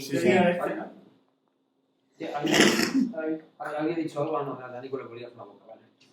Bueno, se encuentra con que de repente tiene una nave militar que ha sobrevivido y una flota de civiles que no saben a dónde ir. Entonces, de momento, pues hay una fricción entre el jefe militar y el jefe político de esa flota. La primera crisis es política. ¿Ha caído todo el gobierno colonial? Sí, dale de continuar y busca ahora. Avanza un poco, Dani. No, ya te has pasado. No, más, no, avanza más. Son los primeros 15. Ya has pasado. Ya te has pasado. Un poquito antes. Ahí, ya lo puedes poner ahí. Esa es de verdad. ¿Cómo se llama la actriz? Este es el despacho del médico. No, pero no era esto lo que yo me refería. Bueno, déjalo, si no, no acabamos nunca. Bueno, déjalo ahí, sí. Digo que la primera crisis a la que se enfrentan es política. Ha caído el gobierno, han sido fulminados todos, y una maestra de escuela, la ministra de Educación, que iba a Galáctica en la retirada de la nave para el museo, iba de camino para allá, y como va de camino para allá, que le acaban de decir, tienes un cáncer, querida, te quedan 4 días, ¿vale? Va para allá y ocurre el ataque. Desaparecen todos los mundos y queda ella como la siguiente, la línea sucesoria del jefe de gobierno. Es ella, es la nueva presidenta de las 12 colonias. Una mujer que acaba de decirle que tiene un cáncer, se enfrenta que ella es la que debe dirigirlo todo. Y la primera crisis, pues es ella se convierte en presidenta, ya no hay colonias, pero mantiene la ilusión de que sí. El líder militar, el comandante Adama, que es Edward Somos, un hombre recto de convicciones muy éticas, decide ponerse bajo sus manos desde un momento crucial porque él acepta seguir la línea democrática y decir, bueno, usted es la presidenta, yo me pongo a sus órdenes, ¿vale? Entonces se marchan con la recua de naves hechas polvo y en vez de hacer una dictadura militar, es decir, yo mando aquí porque soy el que tiene el poder y tengo las armas y las naves, seguir, aunque estemos en un estado de ruina, seguimos manteniendo nuestra civilización. Bárcenas tiene un destino desconocido, que es al final de la miniserie, los 2 primeros capítulos, nos cuentan que hay un destino posible, y es que el comandante se inventa un rollete que dice: hay una 13ª colonia llamada La Tierra que nadie conoce, se fueron cuando salieron de Kobol, se fueron a otro sitio y allí hay humanos, pues vamos a ir hasta allá. Vamos a buscar, porque no sabemos muy bien dónde ir, pero bueno, les da un objetivo, una esperanza, un deseo nuevo a los supervivientes, que están todos hechos polvo, y para allá que se van a buscar. Entonces empieza la serie, que son 5 temporadas de buscar la Tierra. Pasa de todo. Ahí empieza la verdadera historia. Pues una vez que han tomado la decisión, gracias al liderazgo de los dos, de Adama y de Roslin, la presidenta, la gente confía en ellos, y cada cual desde su posición y desde su nave, donde el azar les pilló, naves de carga, de pasajeros, vehículos privados, de naves de residuos, naves de combustible, de todo. Lo que les pilló, afronta el terrible reto de seguir vivos mientras los Cylon implacables les persiguen para acabar con ellos. Los Cylon son conscientes de que han quedado supervivientes y van a por ellos. ¿Qué vemos en Galáctica? Sobre todo veremos las vidas de sus tripulantes, sus historias particulares, sus anhelos y deseos, sus decepciones y esperanzas, junto con las del resto de la flota colonial superviviente. Veremos a la gente en situación de extremo, o sea, no tienen nada. Es que ya ni siquiera son exiliados, no, son tan exiliados que ya no tienen ni a dónde ir. Porque cuando un refugiado se va de un país a otro, de Siria viene a Europa, hay un destino al que se puede ir. Pero estos se han lanzado al espacio vacío sin saber a dónde van a llegar y sin siquiera saber a dónde van a llegar. O sea, cuántos van a poder llegar. Tienen que apañarse con lo que tienen, con las reservas que tienen, con lo poco que puedan tener en esas naves y establecer una mínima civilización. Si la distopía funciona como tal, es decir, si esto es una distopía, lo que os estoy contando, y es por ello, esto que os voy a contar, es una de las series de ciencia ficción más aclamadas y con más premios de la historia de la televisión, es porque en ese claustrofóbico entorno del espacio, atrapados en sus naves grandes y pequeñas, los humanos han de apañarse para sostener una civilización y no devenir, como dice el capitán Lee Apolo, que es su indicativo como piloto, Adama, que es el hijo del comandante Adama. Es uno de los pilotos y un personaje de los más importantes, que bueno, tampoco os puedo contar lo que pasa con él, pero es un personaje crucial en la historia. Hay un momento en la 3ª temporada donde hay un juicio importantísimo, en el cual ese juicio a alguien que es un traidor, lo van a juzgar por traición. Sabino, escucha, no cuentes todo porque son las 9. No lo cuento todo. Pero él hace un discurso que el actor dice que fue maravilloso porque su discurso dura un cuarto de hora y dice, pocas veces un actor tiene la oportunidad de soltar una parrafada de un cuarto de hora. Dice, somos una banda, no una civilización. Luchamos por sobrevivir y quebrantamos las normas, porque estamos huyendo y no tenemos alternativa. En realidad esto lo dice en un instante en el que lo que está en juego es decidir si los humanos supervivientes son una banda o realmente merecen sobrevivir. Este discurso que él hace es realmente lo opuesto. Dice, hay que quebrantar normas, pero lo que nos diferencia de la civilización es que sigamos bajo una ética o no la sigamos. Y Adama en su discurso marcará la línea que separa ambas posibilidades y señalará cuál es la vía ética. A partir de ahí cambia todo. A lo largo de 5 temporadas podemos ver todos los males posibles y todas las respuestas intencionadas de un colectivo perseguido que pierde la esperanza y se enfrenta a lo peor. No hay esperanza para ellos. Entonces surgen las cosas típicas que hacen los humanos. Mercado negro. No hay pastillas no hay antibióticos, pero hay quien tiene y mercadea con las pastillas de antibióticos. No hay droga de no sé qué. ¿Perlo de toda la vida? De toda la vida, pero es que está en juego y cada vez van quedando menos humanos porque la presidenta Roslin tiene una pizarra veleda en la que va marcando cada vez que muere alguien, va descontando. Y cuando acaba la serie más o menos quedan unos 30 y pocos mil. O sea, a lo largo de la serie mueren 20.000 personas. Y lo va marcando. O sea, queda muy poca gente y aún hay gente que está preocupada de disfrutar de sus rollos, o sea, cada uno a su rollo. Mercado negro, conflictos religiosos, trata de blancas, gente que rapta niñas y niños pequeños para follárselos, luchas étnicas, luchas de clases, luchas de poder, dilemas éticos. Lo mismo. Sí. Como la decisión, por ejemplo, la decisión que tiene que tomar la presidenta, que ella dice que tiene que prohibir el aborto. Son muy pocos y no puede prohibir el aborto. Esto sucede en el episodio en el que una chica que pide refugio está embarazada y los de su planeta, los de su colonia original, eran antiabortistas. Y entonces ella se plantea y dice, bueno, es que está en juego la civilización. O sea, es que los cálculos dicen que si no hay niños nos extinguiremos en no sé cuántos años, si no nos matan los Cylon, nos extinguimos. Y dice, me he pasado toda la vida defendiendo los derechos de las mujeres y resulta que ahora tengo que hacer esto porque no queda más remedio. O sea, se enfrentan a dilemas éticos para los que no estaban preparados en ningún caso. Todo va ocurriendo mientras los Cylon les persiguen y atacan sin tregua. Pierden naves, pierden pilotos, pierden tripulantes. Galáctica, que es el único escudo frente a los Cylon, se enfrenta heroicamente a cada ataque enemigo, pagando caro en cada ocasión. Lo cual no impide que los civiles pronto surjan dudas sobre la supuesta vida de los militares que viven mejor, dice, cuando las provisiones escasean. Siempre va la tensión entre los tripulantes de la nave, la estrella de combate y el resto de la flota. Las facciones, luchas de poder, por el dinero, porque en esas circunstancias también el dinero importa. Pero también por su parte los Cylon persiguen a los humanos tendrán su propia epifanía. Ellos van a cambiar mucho. Son inmortales virtualmente porque como son clones, cuando uno muere, son medio también cibernéticos, su mente se traslada a otro cuerpo, es algo muy de la ciencia ficción. Con lo cual no muere. Es algo traumático, pero no muere. Se traspasan a nuevos cuerpos cuando el anterior muere. Y he dicho que hay 12 modelos con rasgos diferenciados. Algunos son de hombres, otros son de mujeres. Y son estrictamente democráticos. Todo las decisiones las toman por votación. ¿La reencarnación sería? Sí, se reencarnan en cuerpos nuevos. ¿Qué? Que por eso en la primera escena... no le importa morir. Exacto. Sí, no les importa morir. Es traumático porque el dolor lo sienten y recuerdan la muerte. Pero mueren y eso les da nueva experiencia, ¿vale? Pero son cada número, cada modelo, entre ellos siempre están de acuerdo. Es decir, si un modelo... Hay un representante de cada modelo que es el que tiene una especie de consejo. Las decisiones que toman son siempre democráticas. Y votan. A los humanoides, apenas distintos de los verdaderos humanos, y esto es un guiño a los replicantes de Blade Runner, incluso son mejores, más fuertes, más rápidos que los humanos. A ellos les sirven todos los que hemos visto, que son los robots. No son robots, son cyborgs, tienen también partes orgánicas, pero son de una menor entidad, son como de un estamento inferior, ¿no? Bueno, esos Cylon humanoides tienen también sus preguntas. Por el ser, por la vida, por la muerte, por el placer, por el goce, por el dolor, por la felicidad, como cualquier humano. Su persecución de los coloniales les lleva inesperadamente a plantearse la existencia, su razón de ser, su propia inmortalidad. Aprenderán junto a los humanos que persiguen qué es la vida. Crecerán, aún entre ellos causará una guerra civil.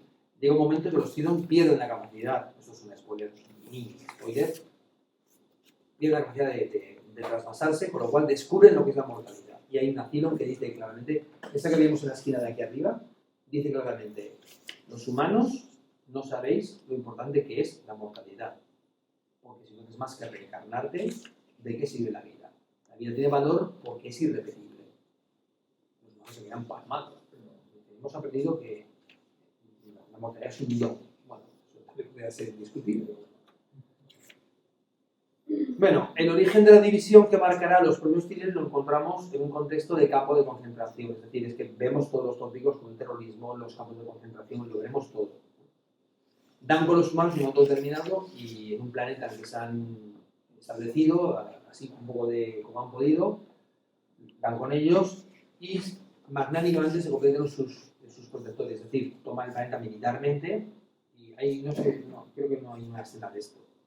Pero lo que vemos es un gulag soviético, donde intentan reeducar a los humanos para decirles, si los Cylon somos estupendos, ¿vale?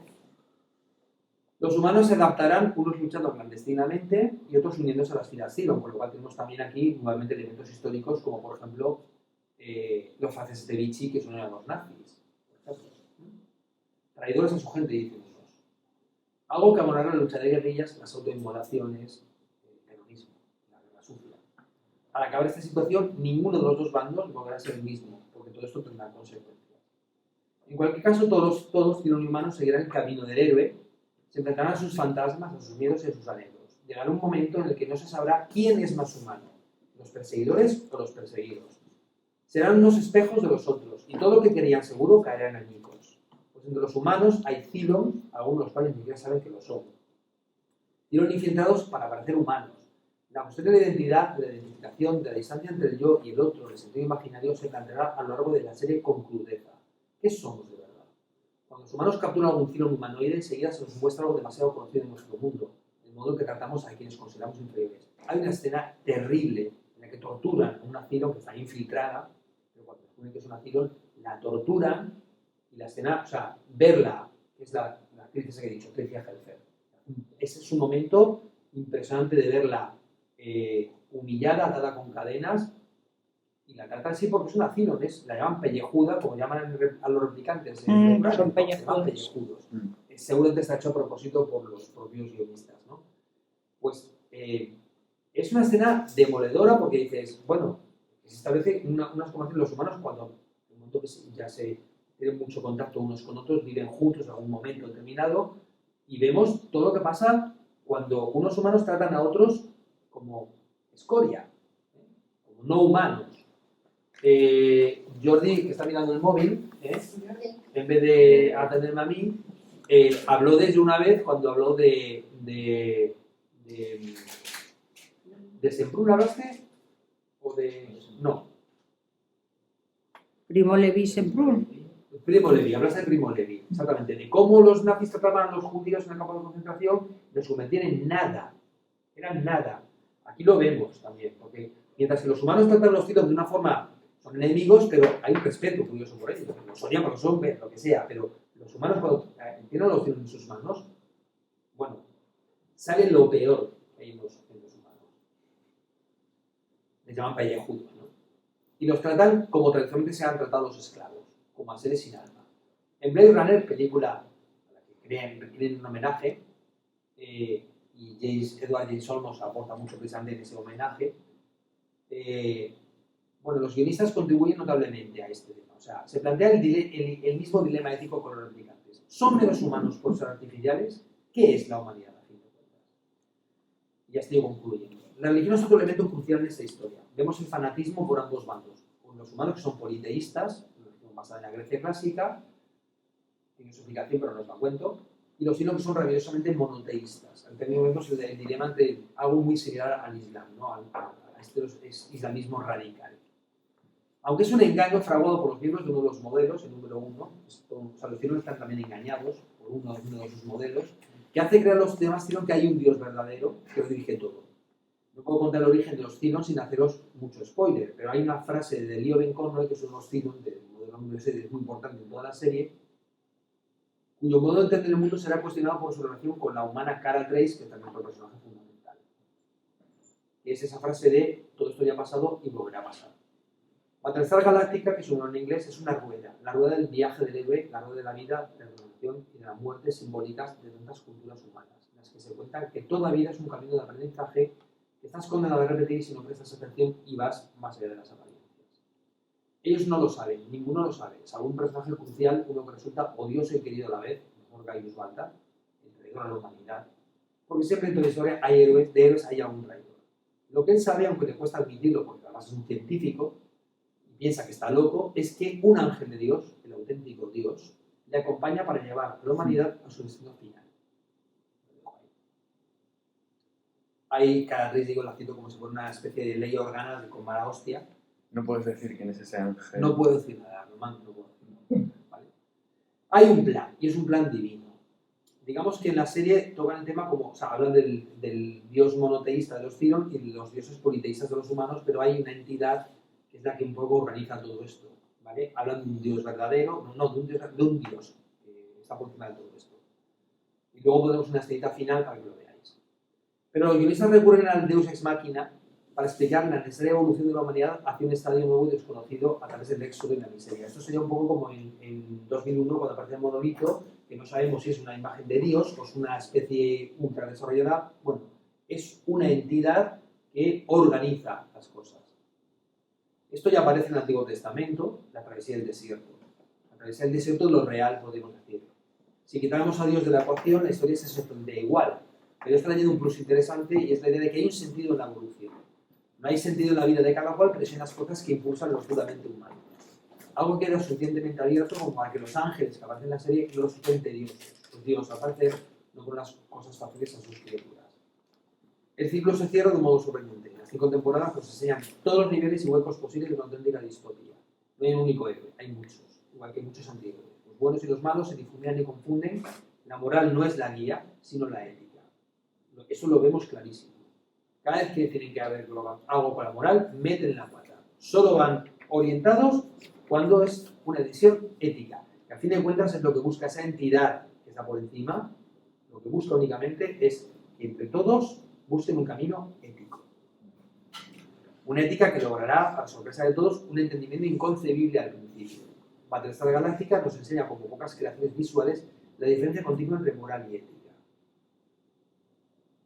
Bueno, ¿qué hacer con los estándares cuando todo se ha perdido? Ante lo real puede responderse con cinismo y brutalidad o con la ética. Nos plantean lo real más crudo. Entonces, hay dos opciones. O somos unos animales, o somos como docilos, o sea, ¿qué hacemos? ¿La ética o no la ética? En esta distopía los personajes habrán de enfrentarse a esa elección continuamente. Todos, ni los ni humanos.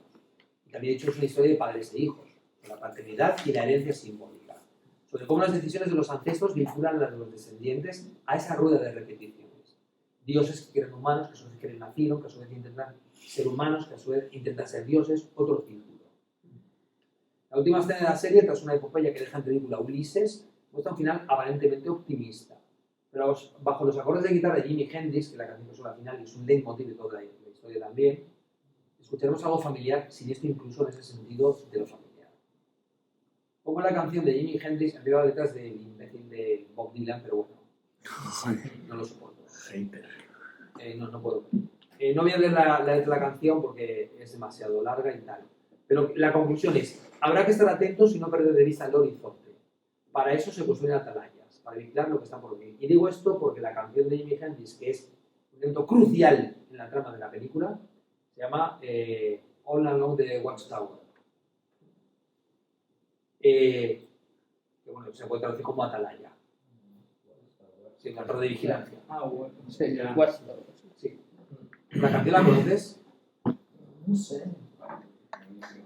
Bueno, mira, sí, como ya he concluido, porque me ponía a contar más cosas, pero he concluido, busca un vídeo, el vídeo que pone en conclusión, ese que salía la niña en el campo verde, y avanzas un poquito, porque quiero solo que veáis lo que me interesa.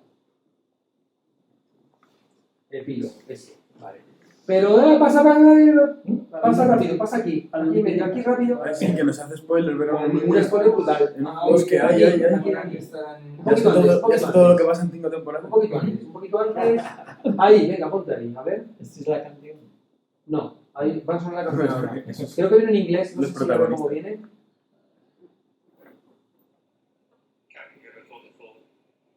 Sí, bueno, si escuchas. But the question remains, does all of this have to happen again? Pero es que tiene que pasar otra vez. You know, I've never known you to play the optimist. Why the change of heart? Mathematics, law of averages. Esto es importante, tradúcelo, Richard. Oh, Bueno, no hace falta. Bueno, lo que está diciendo, para un momento, Dani. Lo que está diciendo, estos dos son dos ángeles, ¿vale? Lo puedo decir, son dos ángeles, pues no pasa nada porque se sabe casi desde el primer momento. Lo que está diciendo es básicamente esto, dice ella. Está hablando, él ha comentado que todo es una rueda de repeticiones, de nacimiento, muerte, resurrección, nacimiento, o sea, una rueda constante. Y entonces ella dice, yo creo que en esta ocasión las cosas van a ser distintas. Dice, ¿y cómo eres tan ingenua? Dice, ellas son ángeles, ¿eh? Dice, son matemáticas, esto es matemáticas, el universo son matemáticas. Deja que un sistema complejo se repita a sí mismo el tiempo suficiente, es la ley de los grandes números, para que eventualmente algo sorprendente pueda ocurrir. Eso, dice ella, también es el plan de Dios. Entonces él, hay un momento que la mira así y dice, sabes que no le gusta nada que le llamen por ese nombre. Entonces déjalo ya y entonces se queda la canción. Es el plan de Dios. No le gusta. You know he doesn't like that name. Silly me. Y entonces empieza a moverse Silly. y suena esta canción.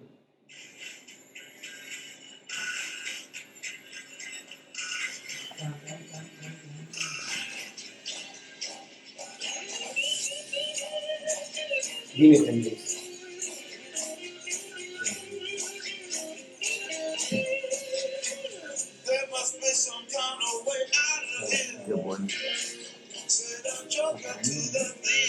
Bueno, No quiero que es el final del todo, pues pararlo ya, ¿vale? Este es el final de la serie, ¿sabes? Sí, joder.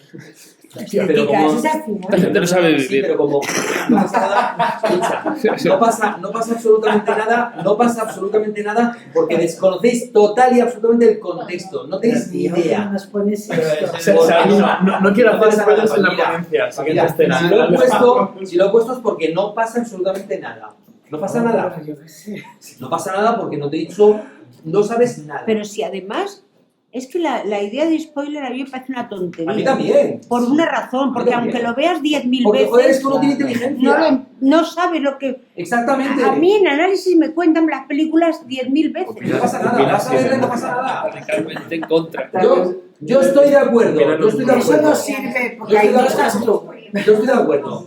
No pasa Eso nada. no sirve. Pero entonces tranquila, Palmira. Lo que acabo de silencio, No no, es ningún spoiler. no sirve porque Mira, la analista no es la persona que Con está orden aquí. que... La Pilar de ahora. Bueno, Alberto se enfadó con Palmira por contar un... bien, vale. Pero Alberto es un poco Vale, retrasado. no he hecho Bueno, ningún sí. spoiler. Aquí se aguantan los spoilers. Venga, va. Calla un Y poco. Daenerys se vuelve loca. Se atrevéis a decir que la contingencia no importa. No he hecho ningún spoiler. No Pero el pasa spoiler nada. es cargarse la Bueno, contingencia. ya está bien, vamos. La canción de Jimmy Hendrix me ha encantado. La canción de Jimmy es una pasada, ¿eh? No la conozco. La letra es una pasada porque la letra puedo decir cosas como dice, debe haber algún tipo de salida de aquí, dijo el bromista al ladrón. Hay demasiada confusión y no consigo alivio. Los empresarios se beben mi vino, los aradores cavan mi tierra, por eso encontrar de muchas formas, ninguno se nivelará, nadie dio su palabra. No hay razón para emocionarse, dijo el ladrón amablemente. Hay muchos aquí entre nosotros. Esta es una traducción muy libre, ¿eh? ¿Quién siente que la vida no es más que una broma? Pero, tú y yo hemos pasado por eso y este no es nuestro destino. Así que dejemos de hablar falsamente, se hace tarde. Y a lo largo de la atalaya los príncipes mantuvieron la vista, se podría decir de muchas formas esto, ¿eh? Mientras las mujeres se le venían, criados descalzos también. Bueno, afuera en la distancia, un gato montes gruñó, otros clientes se alecaban y el viento comenzó a aullar. Es una poesía un poco loca de esa típica del Bob Dylan cuando se fumaba, pero bueno, lo interesante es lo del... hay algún tipo de salida del ladrón, el bromista y tal. Y eso es interesante porque es verdad que a lo largo de la historia esta canción y este texto son muy relevantes. Teresa, nadie tiene a Jimi Hendrix en su casa más que tú. Bueno, y claro, la música, además, no solo es que, también tengo que decir ya que estás tú aquí, es que la música la tiene una parte muy importante. La banda sonora es absolutamente flipante. Está compuesta por Peter McCreary, que es un compositor que a mí me encanta, que utiliza todo tipo de instrumentación oriental y occidental para hacer una música envolvente y sutil, increíble. La serie galáctica. Sí.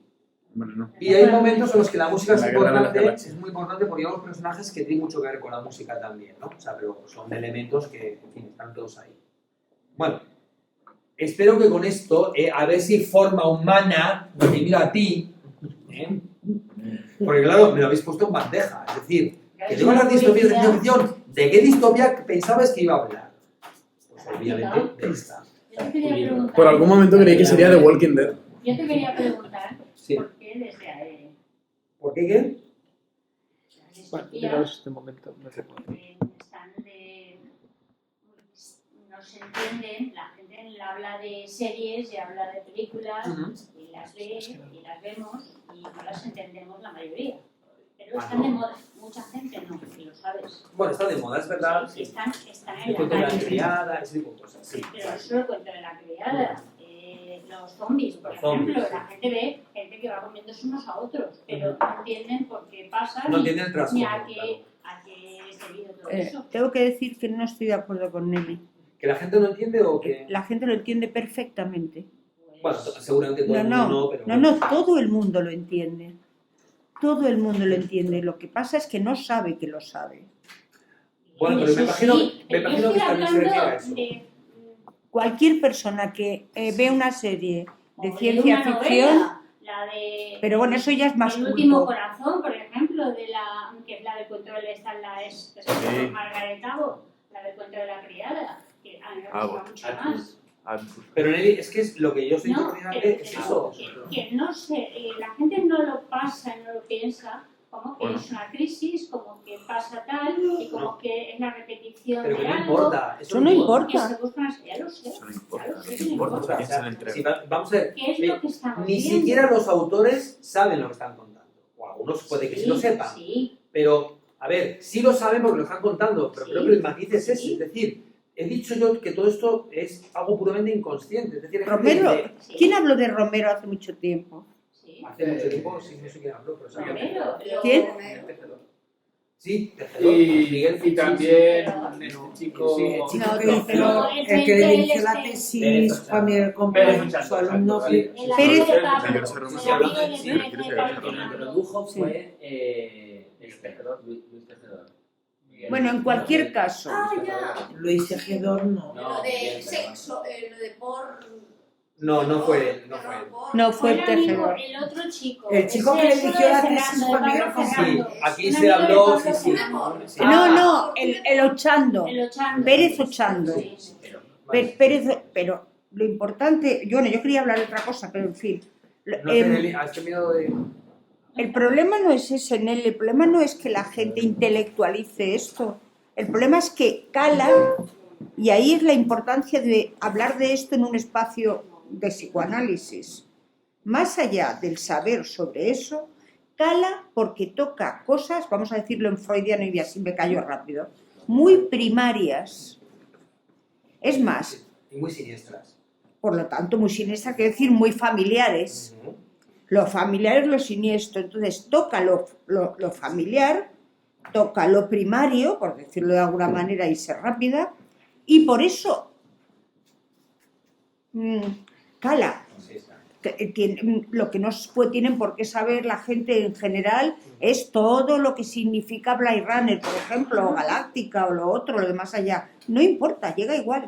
Lo sepan o no lo sepan. La gente habla a veces de la estética, de las películas, Bueno, las hay mejores interiores, cosas, evidentemente, no claro. le dicen que son, yo te lo digo, a nivel, comentan, luego piensan un poco y va sacando, pero en principio se leen novelas, no sé si sabes por qué, a no ser que luego te parezca pensar. Drácula, por ejemplo, el vampiro. Sí, mira, para lo de mañana estuve repasando cosas que tienen que ver justamente con Frankenstein. Al final no lo voy a nombrar, pero sí, estamos hablando también de... La fragmentación del cuerpo. ¿Por qué la gente va a ver Drácula? Pues un poco lo que he dicho aquí, ¿por qué la gente...? Yo no soy capaz de ver una película de terror porque o me dejan cuerpos desmembrados, la serie esta de Boys, no soy yo capaz. ¿Cuál? Y la primera escena dije, se acabó, aquí cierro la pantalla, a tomar por culo. La escena en la que el chico, la novia se desintegra y es un baño de sangre. Y dije, no, se acabó. No, Pues, más. como se nota que no has leído el cómic, porque el cómic es fino. El cómic no se La desintegra. serie está muy bien metida. Mira, hace muchos años me dio un cómic llamado Necron, que es un personaje, no sé, tú no lo conocerás porque eso no es muy de tu estilo. Necron. Ya me estás haciendo de menos. Pues es de una tía, una dominatrix de esta sadomasoquista, que se construye un ser con retales de otros seres humanos y sobre todo lo que tiene entre las piernas es una tranca. Y bueno, y se llama Necron. Y Vale. todo el cómic está repleto constantemente de escenas truculentas en las que sesos, tripas y huesos salen por todos sitios. Yo no disfruto con eso, sinceramente. Hay gente que sí, pero bueno, en fin. Dani, tú querías decir algo que eras el que tenías que hablar. ¿Cómo te has No, puesto? pero quería tomar un turno de palabras.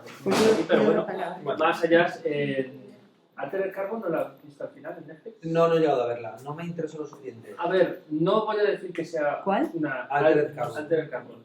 No voy a decir que sea una mega serie. Altered Carbon. Vi el primer capítulo y no. Es un homenaje a Blade Runner. Mira, En pues muchísimos sentidos, la estética me gusta. La historia puede tener sus altibajos, hay una primera mitad que está muy bien y luego baja, pero lo que me interesa es que, como hablamos de frutos de la época, realmente para ser una serie reciente que aborda las distopías nuevamente, tiene como elementos interesantes porque creo que es profundamente neoliberal, mucho más que, así como Blade Runner sí que, porque al final en esta disyuntiva que estamos hablando tanto, lo que emerge todo el tiempo, digamos, de la dialéctica amo-esclavo también es un poco el tema de conciencia de clase, digamos, que es lo que sale en el momento que quieren tomar un partido diferente, digamos, esa clase subalterna que existe. Y que depende de la distopía. Depende. Entonces, yo solo cito ya sí también abro un poco de debate, aunque no lo hayáis visto, si la veis, yo creo que os va a gustar, porque estéticamente está muy cuidada y tiene muchas cosas. Pero también hay como un elemento distintivo que digamos que es una sociedad en la que se perpetúa la vida porque se ha llegado un momento que se puede transferir la conciencia y puedes transferir a cuerpos Eso es pórtico. que se compran, sintéticos, pero se compran. Y resulta que al final tenemos como dos clases, las llaman fundas, efectivamente, y los ricos pueden elegir hasta tener su propio cuerpo y permanentemente replicar ese cuerpo, mientras que los pobres, en el mejor de los casos, tienen que comprarse cuerpos de segunda mano y si no mueren. Entonces digamos que la supervivencia eterna, que llega un momento que prácticamente los ricos se comportan como vampiros, en cierta forma. Tienen ahí Bien, ahí está también la de la isla, que está basada en una novela muy interesante, que habla de lo mismo. O sea, una isla en la que querían humanos para quitar los órganos para los ricos. Y también hay gente que es católica, y los católicos lo que eligen es que no quieren comprar cuerpos. También Entonces está ven mal que haya gente de su familia que quieran comprar esos cuerpos y seguir viviendo. Hay una protagonista que quiere resucitar a su abuela, aunque sea un día al año, el día de los muertos. A la gente le parece fatal, de la familia, no lo haga, ¿qué va a querer? Sin ser una serie maravillosa, creo que tiene debates interesantes. La lógica de clases, esa también está en Time, la película esta del Timberlake. Sí, está pensando. Pero si nos vamos ahí hasta Soylent Green, cuando la gente puede respirar aire puro arriba, mientras que abajo está la gente miserable que se comen entre ellos. A mí me recordó Altered Carbon un poco el guión y el personaje a Demolition Man también. Es una serie que tiene muchas referencias. Por eso me parece interesante que el que la quiera ver, como mínimo, es un ejercicio de repaso mental de a cuántas cosas me están contando aquí y relanzando y reformulando en ese retorno eterno, pero con Ronnie. A ver, yo os quería leer algo, porque lo tengo por casualidad, no lo he traído adrede, sino que lo he impreso hace un rato. Lo que yo voy a contar en Tarragona. Digo, la gran cualidad de las distopías no es la de contarnos historias imposibles, sino enfrentarnos con profecías plausibles, consecuencia de los avances tecnológicos, de la pérdida de derechos, del cambio climático, de la crueldad de las grandes corporaciones, podríamos decir, y advirtiéndonos de que los grandes cambios no llegan de la noche a la mañana, sino de una forma progresiva y a veces casi inadvertida, pues las crisis empiezan de forma muy silenciosa. Esto es lo que voy a contar yo en Tarragona la semana que viene. Bueno, muy silenciosa salvo que sea un ataque nuclear, que sea... Sí.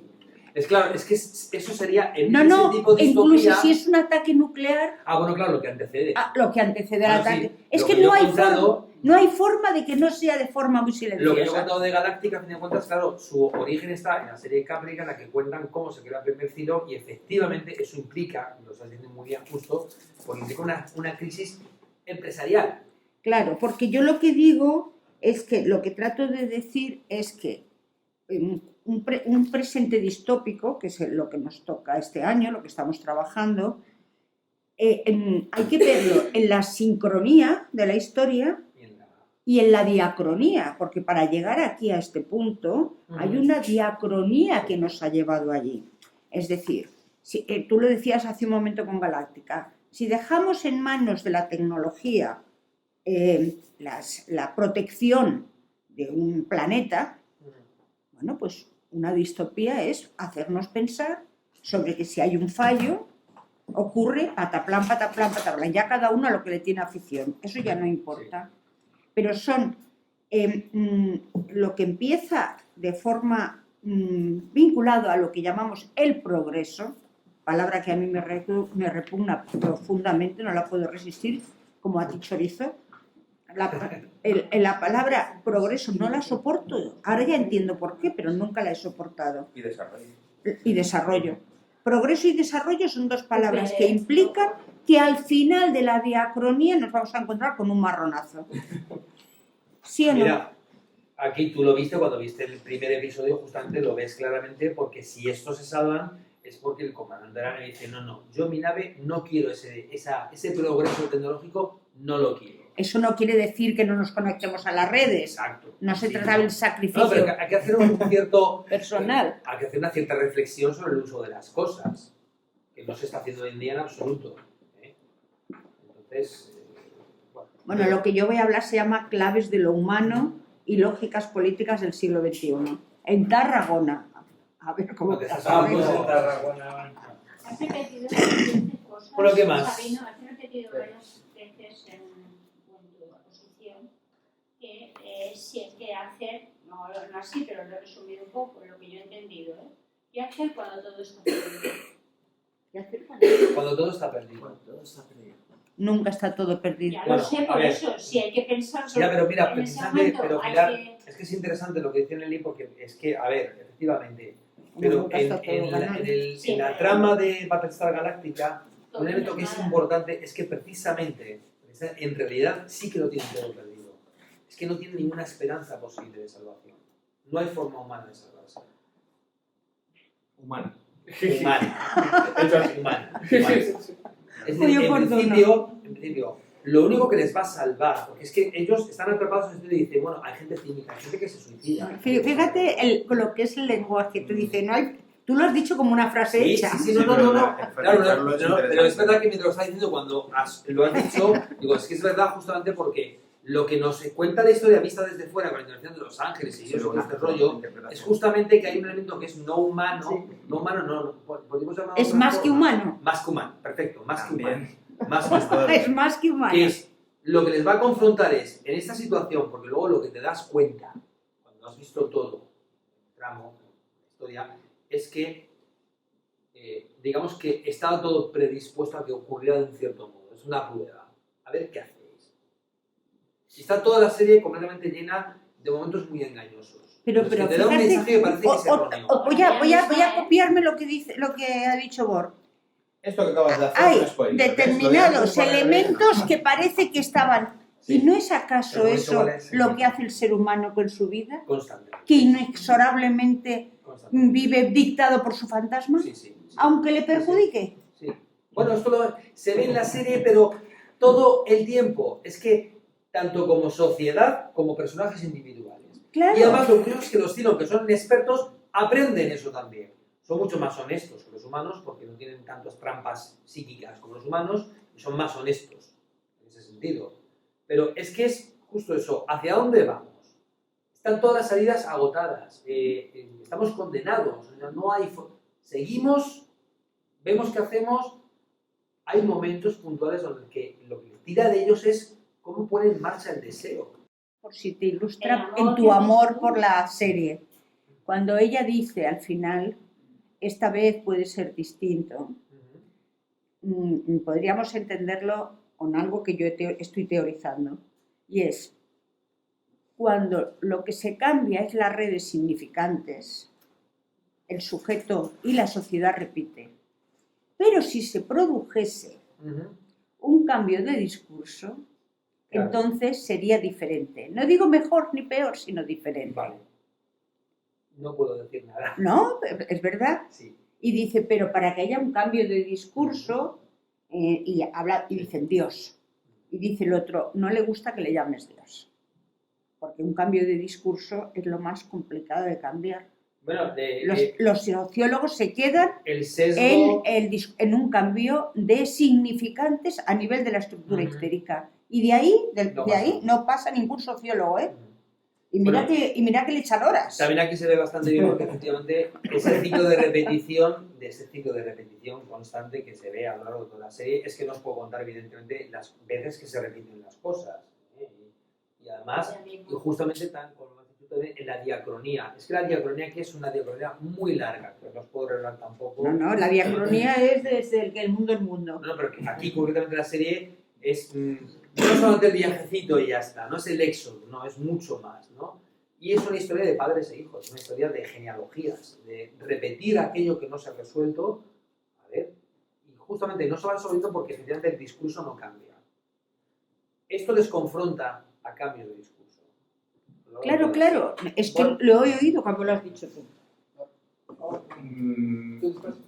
¿No estaba Miguel Ángel antes? Pues no Sí, sé. creo que sí.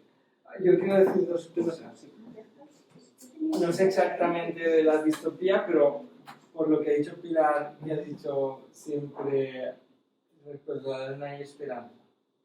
Que ha dicho que siempre nunca hay está esperanza. todo perdido. Sí, bueno, O- sí, has dicho eso, sí. Pues es que me he acordado del libro de Víctor Frank, El hombre en busca de sentido, y cuando todos daban todo... Franco. Ah, vale. Sí. Es que como es alemán... Franco. Sí. Y Es un bestseller de la psicología. claro, pues De autoayuda. lo que le permite a él seguir viviendo pensando que es muy difícil es no pensar que nadie está esperándole fuera. Y entonces acaba sobreviviendo, porque otros que lo dan por sentado, no, ve que cada vez están más tristes porque no, y eso mismo les hace sucumbir. Porque, Bueno, hay una fábula de esta a seguir, le encanta al pesado, es el Jorge Bucay, esa de las dos ranas que nadan en... Yo le tengo una manía al Bucay. Es un cuento clásico de dos ranas que sacan un cubo de nata y empiezan las dos a moverse y pasan las horas y moviéndose y una dice, yo no puedo más, esto no tiene un sentido y se deja hundir y se muere. Y la otra rana sigue nadando en la leche y al día siguiente, de tanto agitarla, convirtió la leche en nata y se quedó arriba y sobrevivió. Qué bueno. Es una Sí. Lo que pasa es que a Jorge Bucay le pone su libro, le añade mucho rollo para vender, pero bueno, es una historia muy vieja, ¿no? Que bueno, yo prefiero no vale yo. Hizo batidora, ¿no? Sí, hay que ser también, a ver, un poco, en fin. Luego depende de cada cual, porque efectivamente una cosa que se ve en esta serie, por ejemplo, se puede ver en cualquier serie, cualquier distopía, sí. Cómo se enfrentan personas al mismo evento. O sea, hay gente que se deja caer, hay gente que busca un resquicio, aunque sea un... En fin, seguir un poco. Ya son razones ya personales, íntimas, etc. Aquí esta serie aborda dos ejes. Uno es el eje de todo el grupo, el colectivo, y el colectivo de los 5 que les persiguen, y luego a nivel individual, porque es que prestan mucha atención a los pequeños conflictos individuales de cada persona dentro de su grupo, ¿no? Y ves, además te va dando pistas también de por qué cada uno es como es. Hay una trama general que te va llevando, pero los personajes no son planos en ningún caso. O sea, nunca hay un personaje que diga, este está de... Cualquier personaje que se ve aquí tiene su historia. Entonces, pero el planteamiento a no ser que sea Nelio Pilar, que tienen más. ¿Eh? ¿Qué? Una broma. No te he oído. A no ser que sea Nelio Pilar, que tienen más historia. Ah, sí, bueno, ya, bueno, pero es como si los demás no tuvieran, ¿verdad? En fin, aquí plantean de entrada el hecho del no hay salida, a ver si se sale. Es como una especie de prueba, ¿no? Vamos a contar. Y queda una segunda sí, cosa, sí. es que hoy, ayer hoy estuve en esto de la economía circular y yo digo, pues si esto va más unido a esto de lo que parecía, porque como es cómo cambiar la industria y los modos lineales de producción y claro, allí ha hablado un señor que... ¿La del bien común? ¿La economía del bien común? No. Bueno, al final tiene que ver con eso, pero has venido un señor de la Unión Europea, o de Bruselas, y dice, la Unión Europea se ha propuesto en 10 años que toda la industria en Europa establezca los planteamientos de la economía circular. Pero en plan como que ya que tienes el abismo ahí, digo, pues esto ya estamos en la distopía. Ya estamos dentro total porque... Lo que está pasando ahora ya ha sido contado en la gente que hace mucho tiempo. Mucho, pero es que ha sido contado hace 80 años. Lo que está pasando ahora. Sí. Hay muchas historias distópicas contadas sobre el presente que estamos viviendo ahora. Las circunstancias sociales, económicas, políticas. Tecnológicamente a lo mejor se desajustan. Pero lo que estamos viviendo ya está contado. Ya hubo gente que lo creyó. Le toca a... Sí, por... No, sí, era un poco al hilo de lo que contaba, de lo que preguntaba Nelly y de la reflexión que él lanzaba un poco de por qué hay tanto interés. No sé, un poco para aportar también ahí, pienso que cuando está ahora todo esto en ebullición, supongo que también están tirando de la... O sea, están aprovechando la tirada que tiene todo esto de los zombies y todo eso, pero bueno, las personas al final nos interesa saber algo de lo que no queremos saber. Pienso también, hay algo de seducción sobre eso, de fascinación a la hora de presentarse ahí una historia distópica y siempre lo pienso así, o siempre lo he pensado así, como que hay algo de esa verdad, que no toda se dice, pero algo de eso sabes que está hablando y está transmitiendo algo de lo que no queremos saber, pero que tenemos una relación, todos tenemos una relación con la verdad, con el horror, con ese horror, con esa verdad horrorosa. Lacan dice en un momento determinado, lo dice muy de pasada, pero yo todavía no le he sacado toda la luz a la frase. En un momento determinado dice, el vampiro es el niño. Tú dices, joder, ¿cómo que el vampiro es el niño? Piensa, el vampiro, el zombie, no es exactamente lo mismo, pero en fin, él dice el vampiro, es verdad que la imagen del vampiro es fascinante. El otro día vi yo, no, Los últimos zares, creo que, no, os engaño, en una novela maravillosa que ha salido inédita de Vasily Grossman sobre su viaje por Armenia. Es una novela. Sí, he leído algo al respecto, sí. Es una novela espectacular. Estaba confiscada, es porque Vasily Grossman todos los libros los ha sacado años después por el rollo de la Unión Soviética, porque fue perseguido y al mismo tiempo alabado, perseguido, en un rollo. La Unión Soviética lleva mucho lío con Vasily Grossman. Entonces cuenta lo de el origen del vampiro. Lo cuenta pasando en su recorrido por toda la zona, aunque el viaje fundamentalmente es por Armenia. Y conecta muy bien con lo que dice Lacan, aunque a mí me resulta muy enigmático. El niño es el vampiro, claro, es fácil decir porque chupa el pecho de la madre. ¿El beso? Bueno, nunca mejor dicho, el beso de la madre, el pecho de la madre. Ya. Quiere decir que conecta con algo muy primario. El vampiro, sí. El zombie. Yo sí que sigo Waldy Kindle y hay gente que no le gusta en la última temporada, pero a mí me parece espectacular. No, a mí los zombies nunca me interesan. Porque es la más psicológica. No, me interesan los zombies, pero desde la cultura vudú. Muy psicológica. Esto, lo que se ha hecho ahora. ¿No, Dani? ¿No viste de los zombies? ¿Has visto la última temporada? Cultura de Haití y todo eso. Exactamente, sí. Es que eso, o sea, el origen del zombie no tiene que ver con lo que vemos ahora en el cine, con Walking Dead no tiene absolutamente nada que ver. Pero bueno, los zombies podemos tomar por el lado de la gente que ha quedado alienada a algo. No, y que es muy típico tener miedo a enterrar a alguien vivo.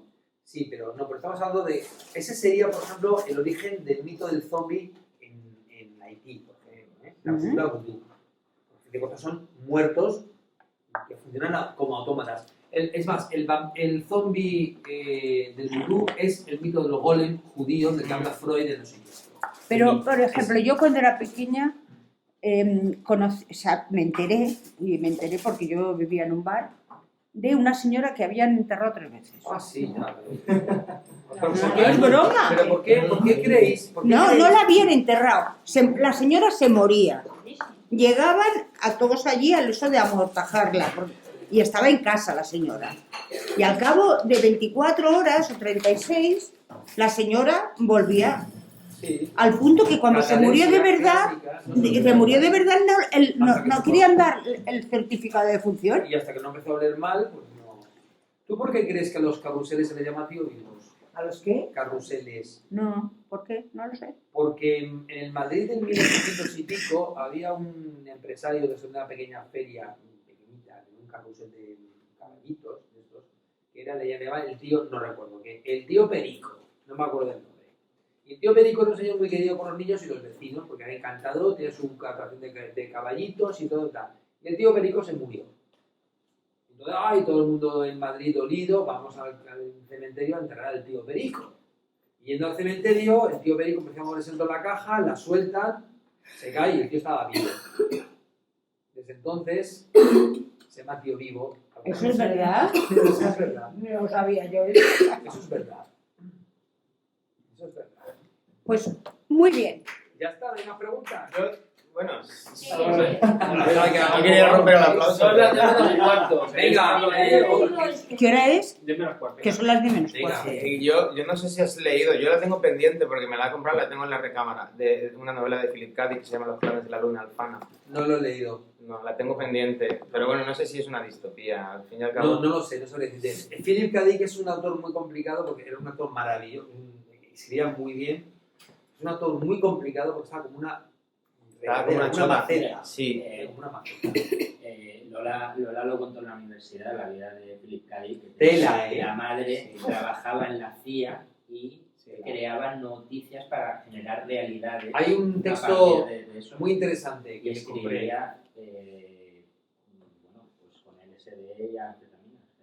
Hay un texto muy interesante que me compré en la última que estuvimos ahí por Barcelona, no sé si fue Barcelona, Madrid, no me acuerdo dónde fue, que es Philip K. Dick y Lacan, que cuenta el encuentro entre ellos y habla mucho de las novelas de Philip K. Dick. Pues esta que digo yo está chula en el sentido de que la trama es en la luna alfana. Las lunas alfanas, los alfanos tienen una guerra con los de la Tierra, pero en las lunas alfanas, una de las lunas alfanas es donde mandan a todos los que están fatal. Suena distopía. A todos los psicóticos, a los Ya esquizofrénicos. está, distopía. Claro, Distopía. entonces hay una guerra civil brutal entre los alfanos y la Tierra y se queda aquello desangelado.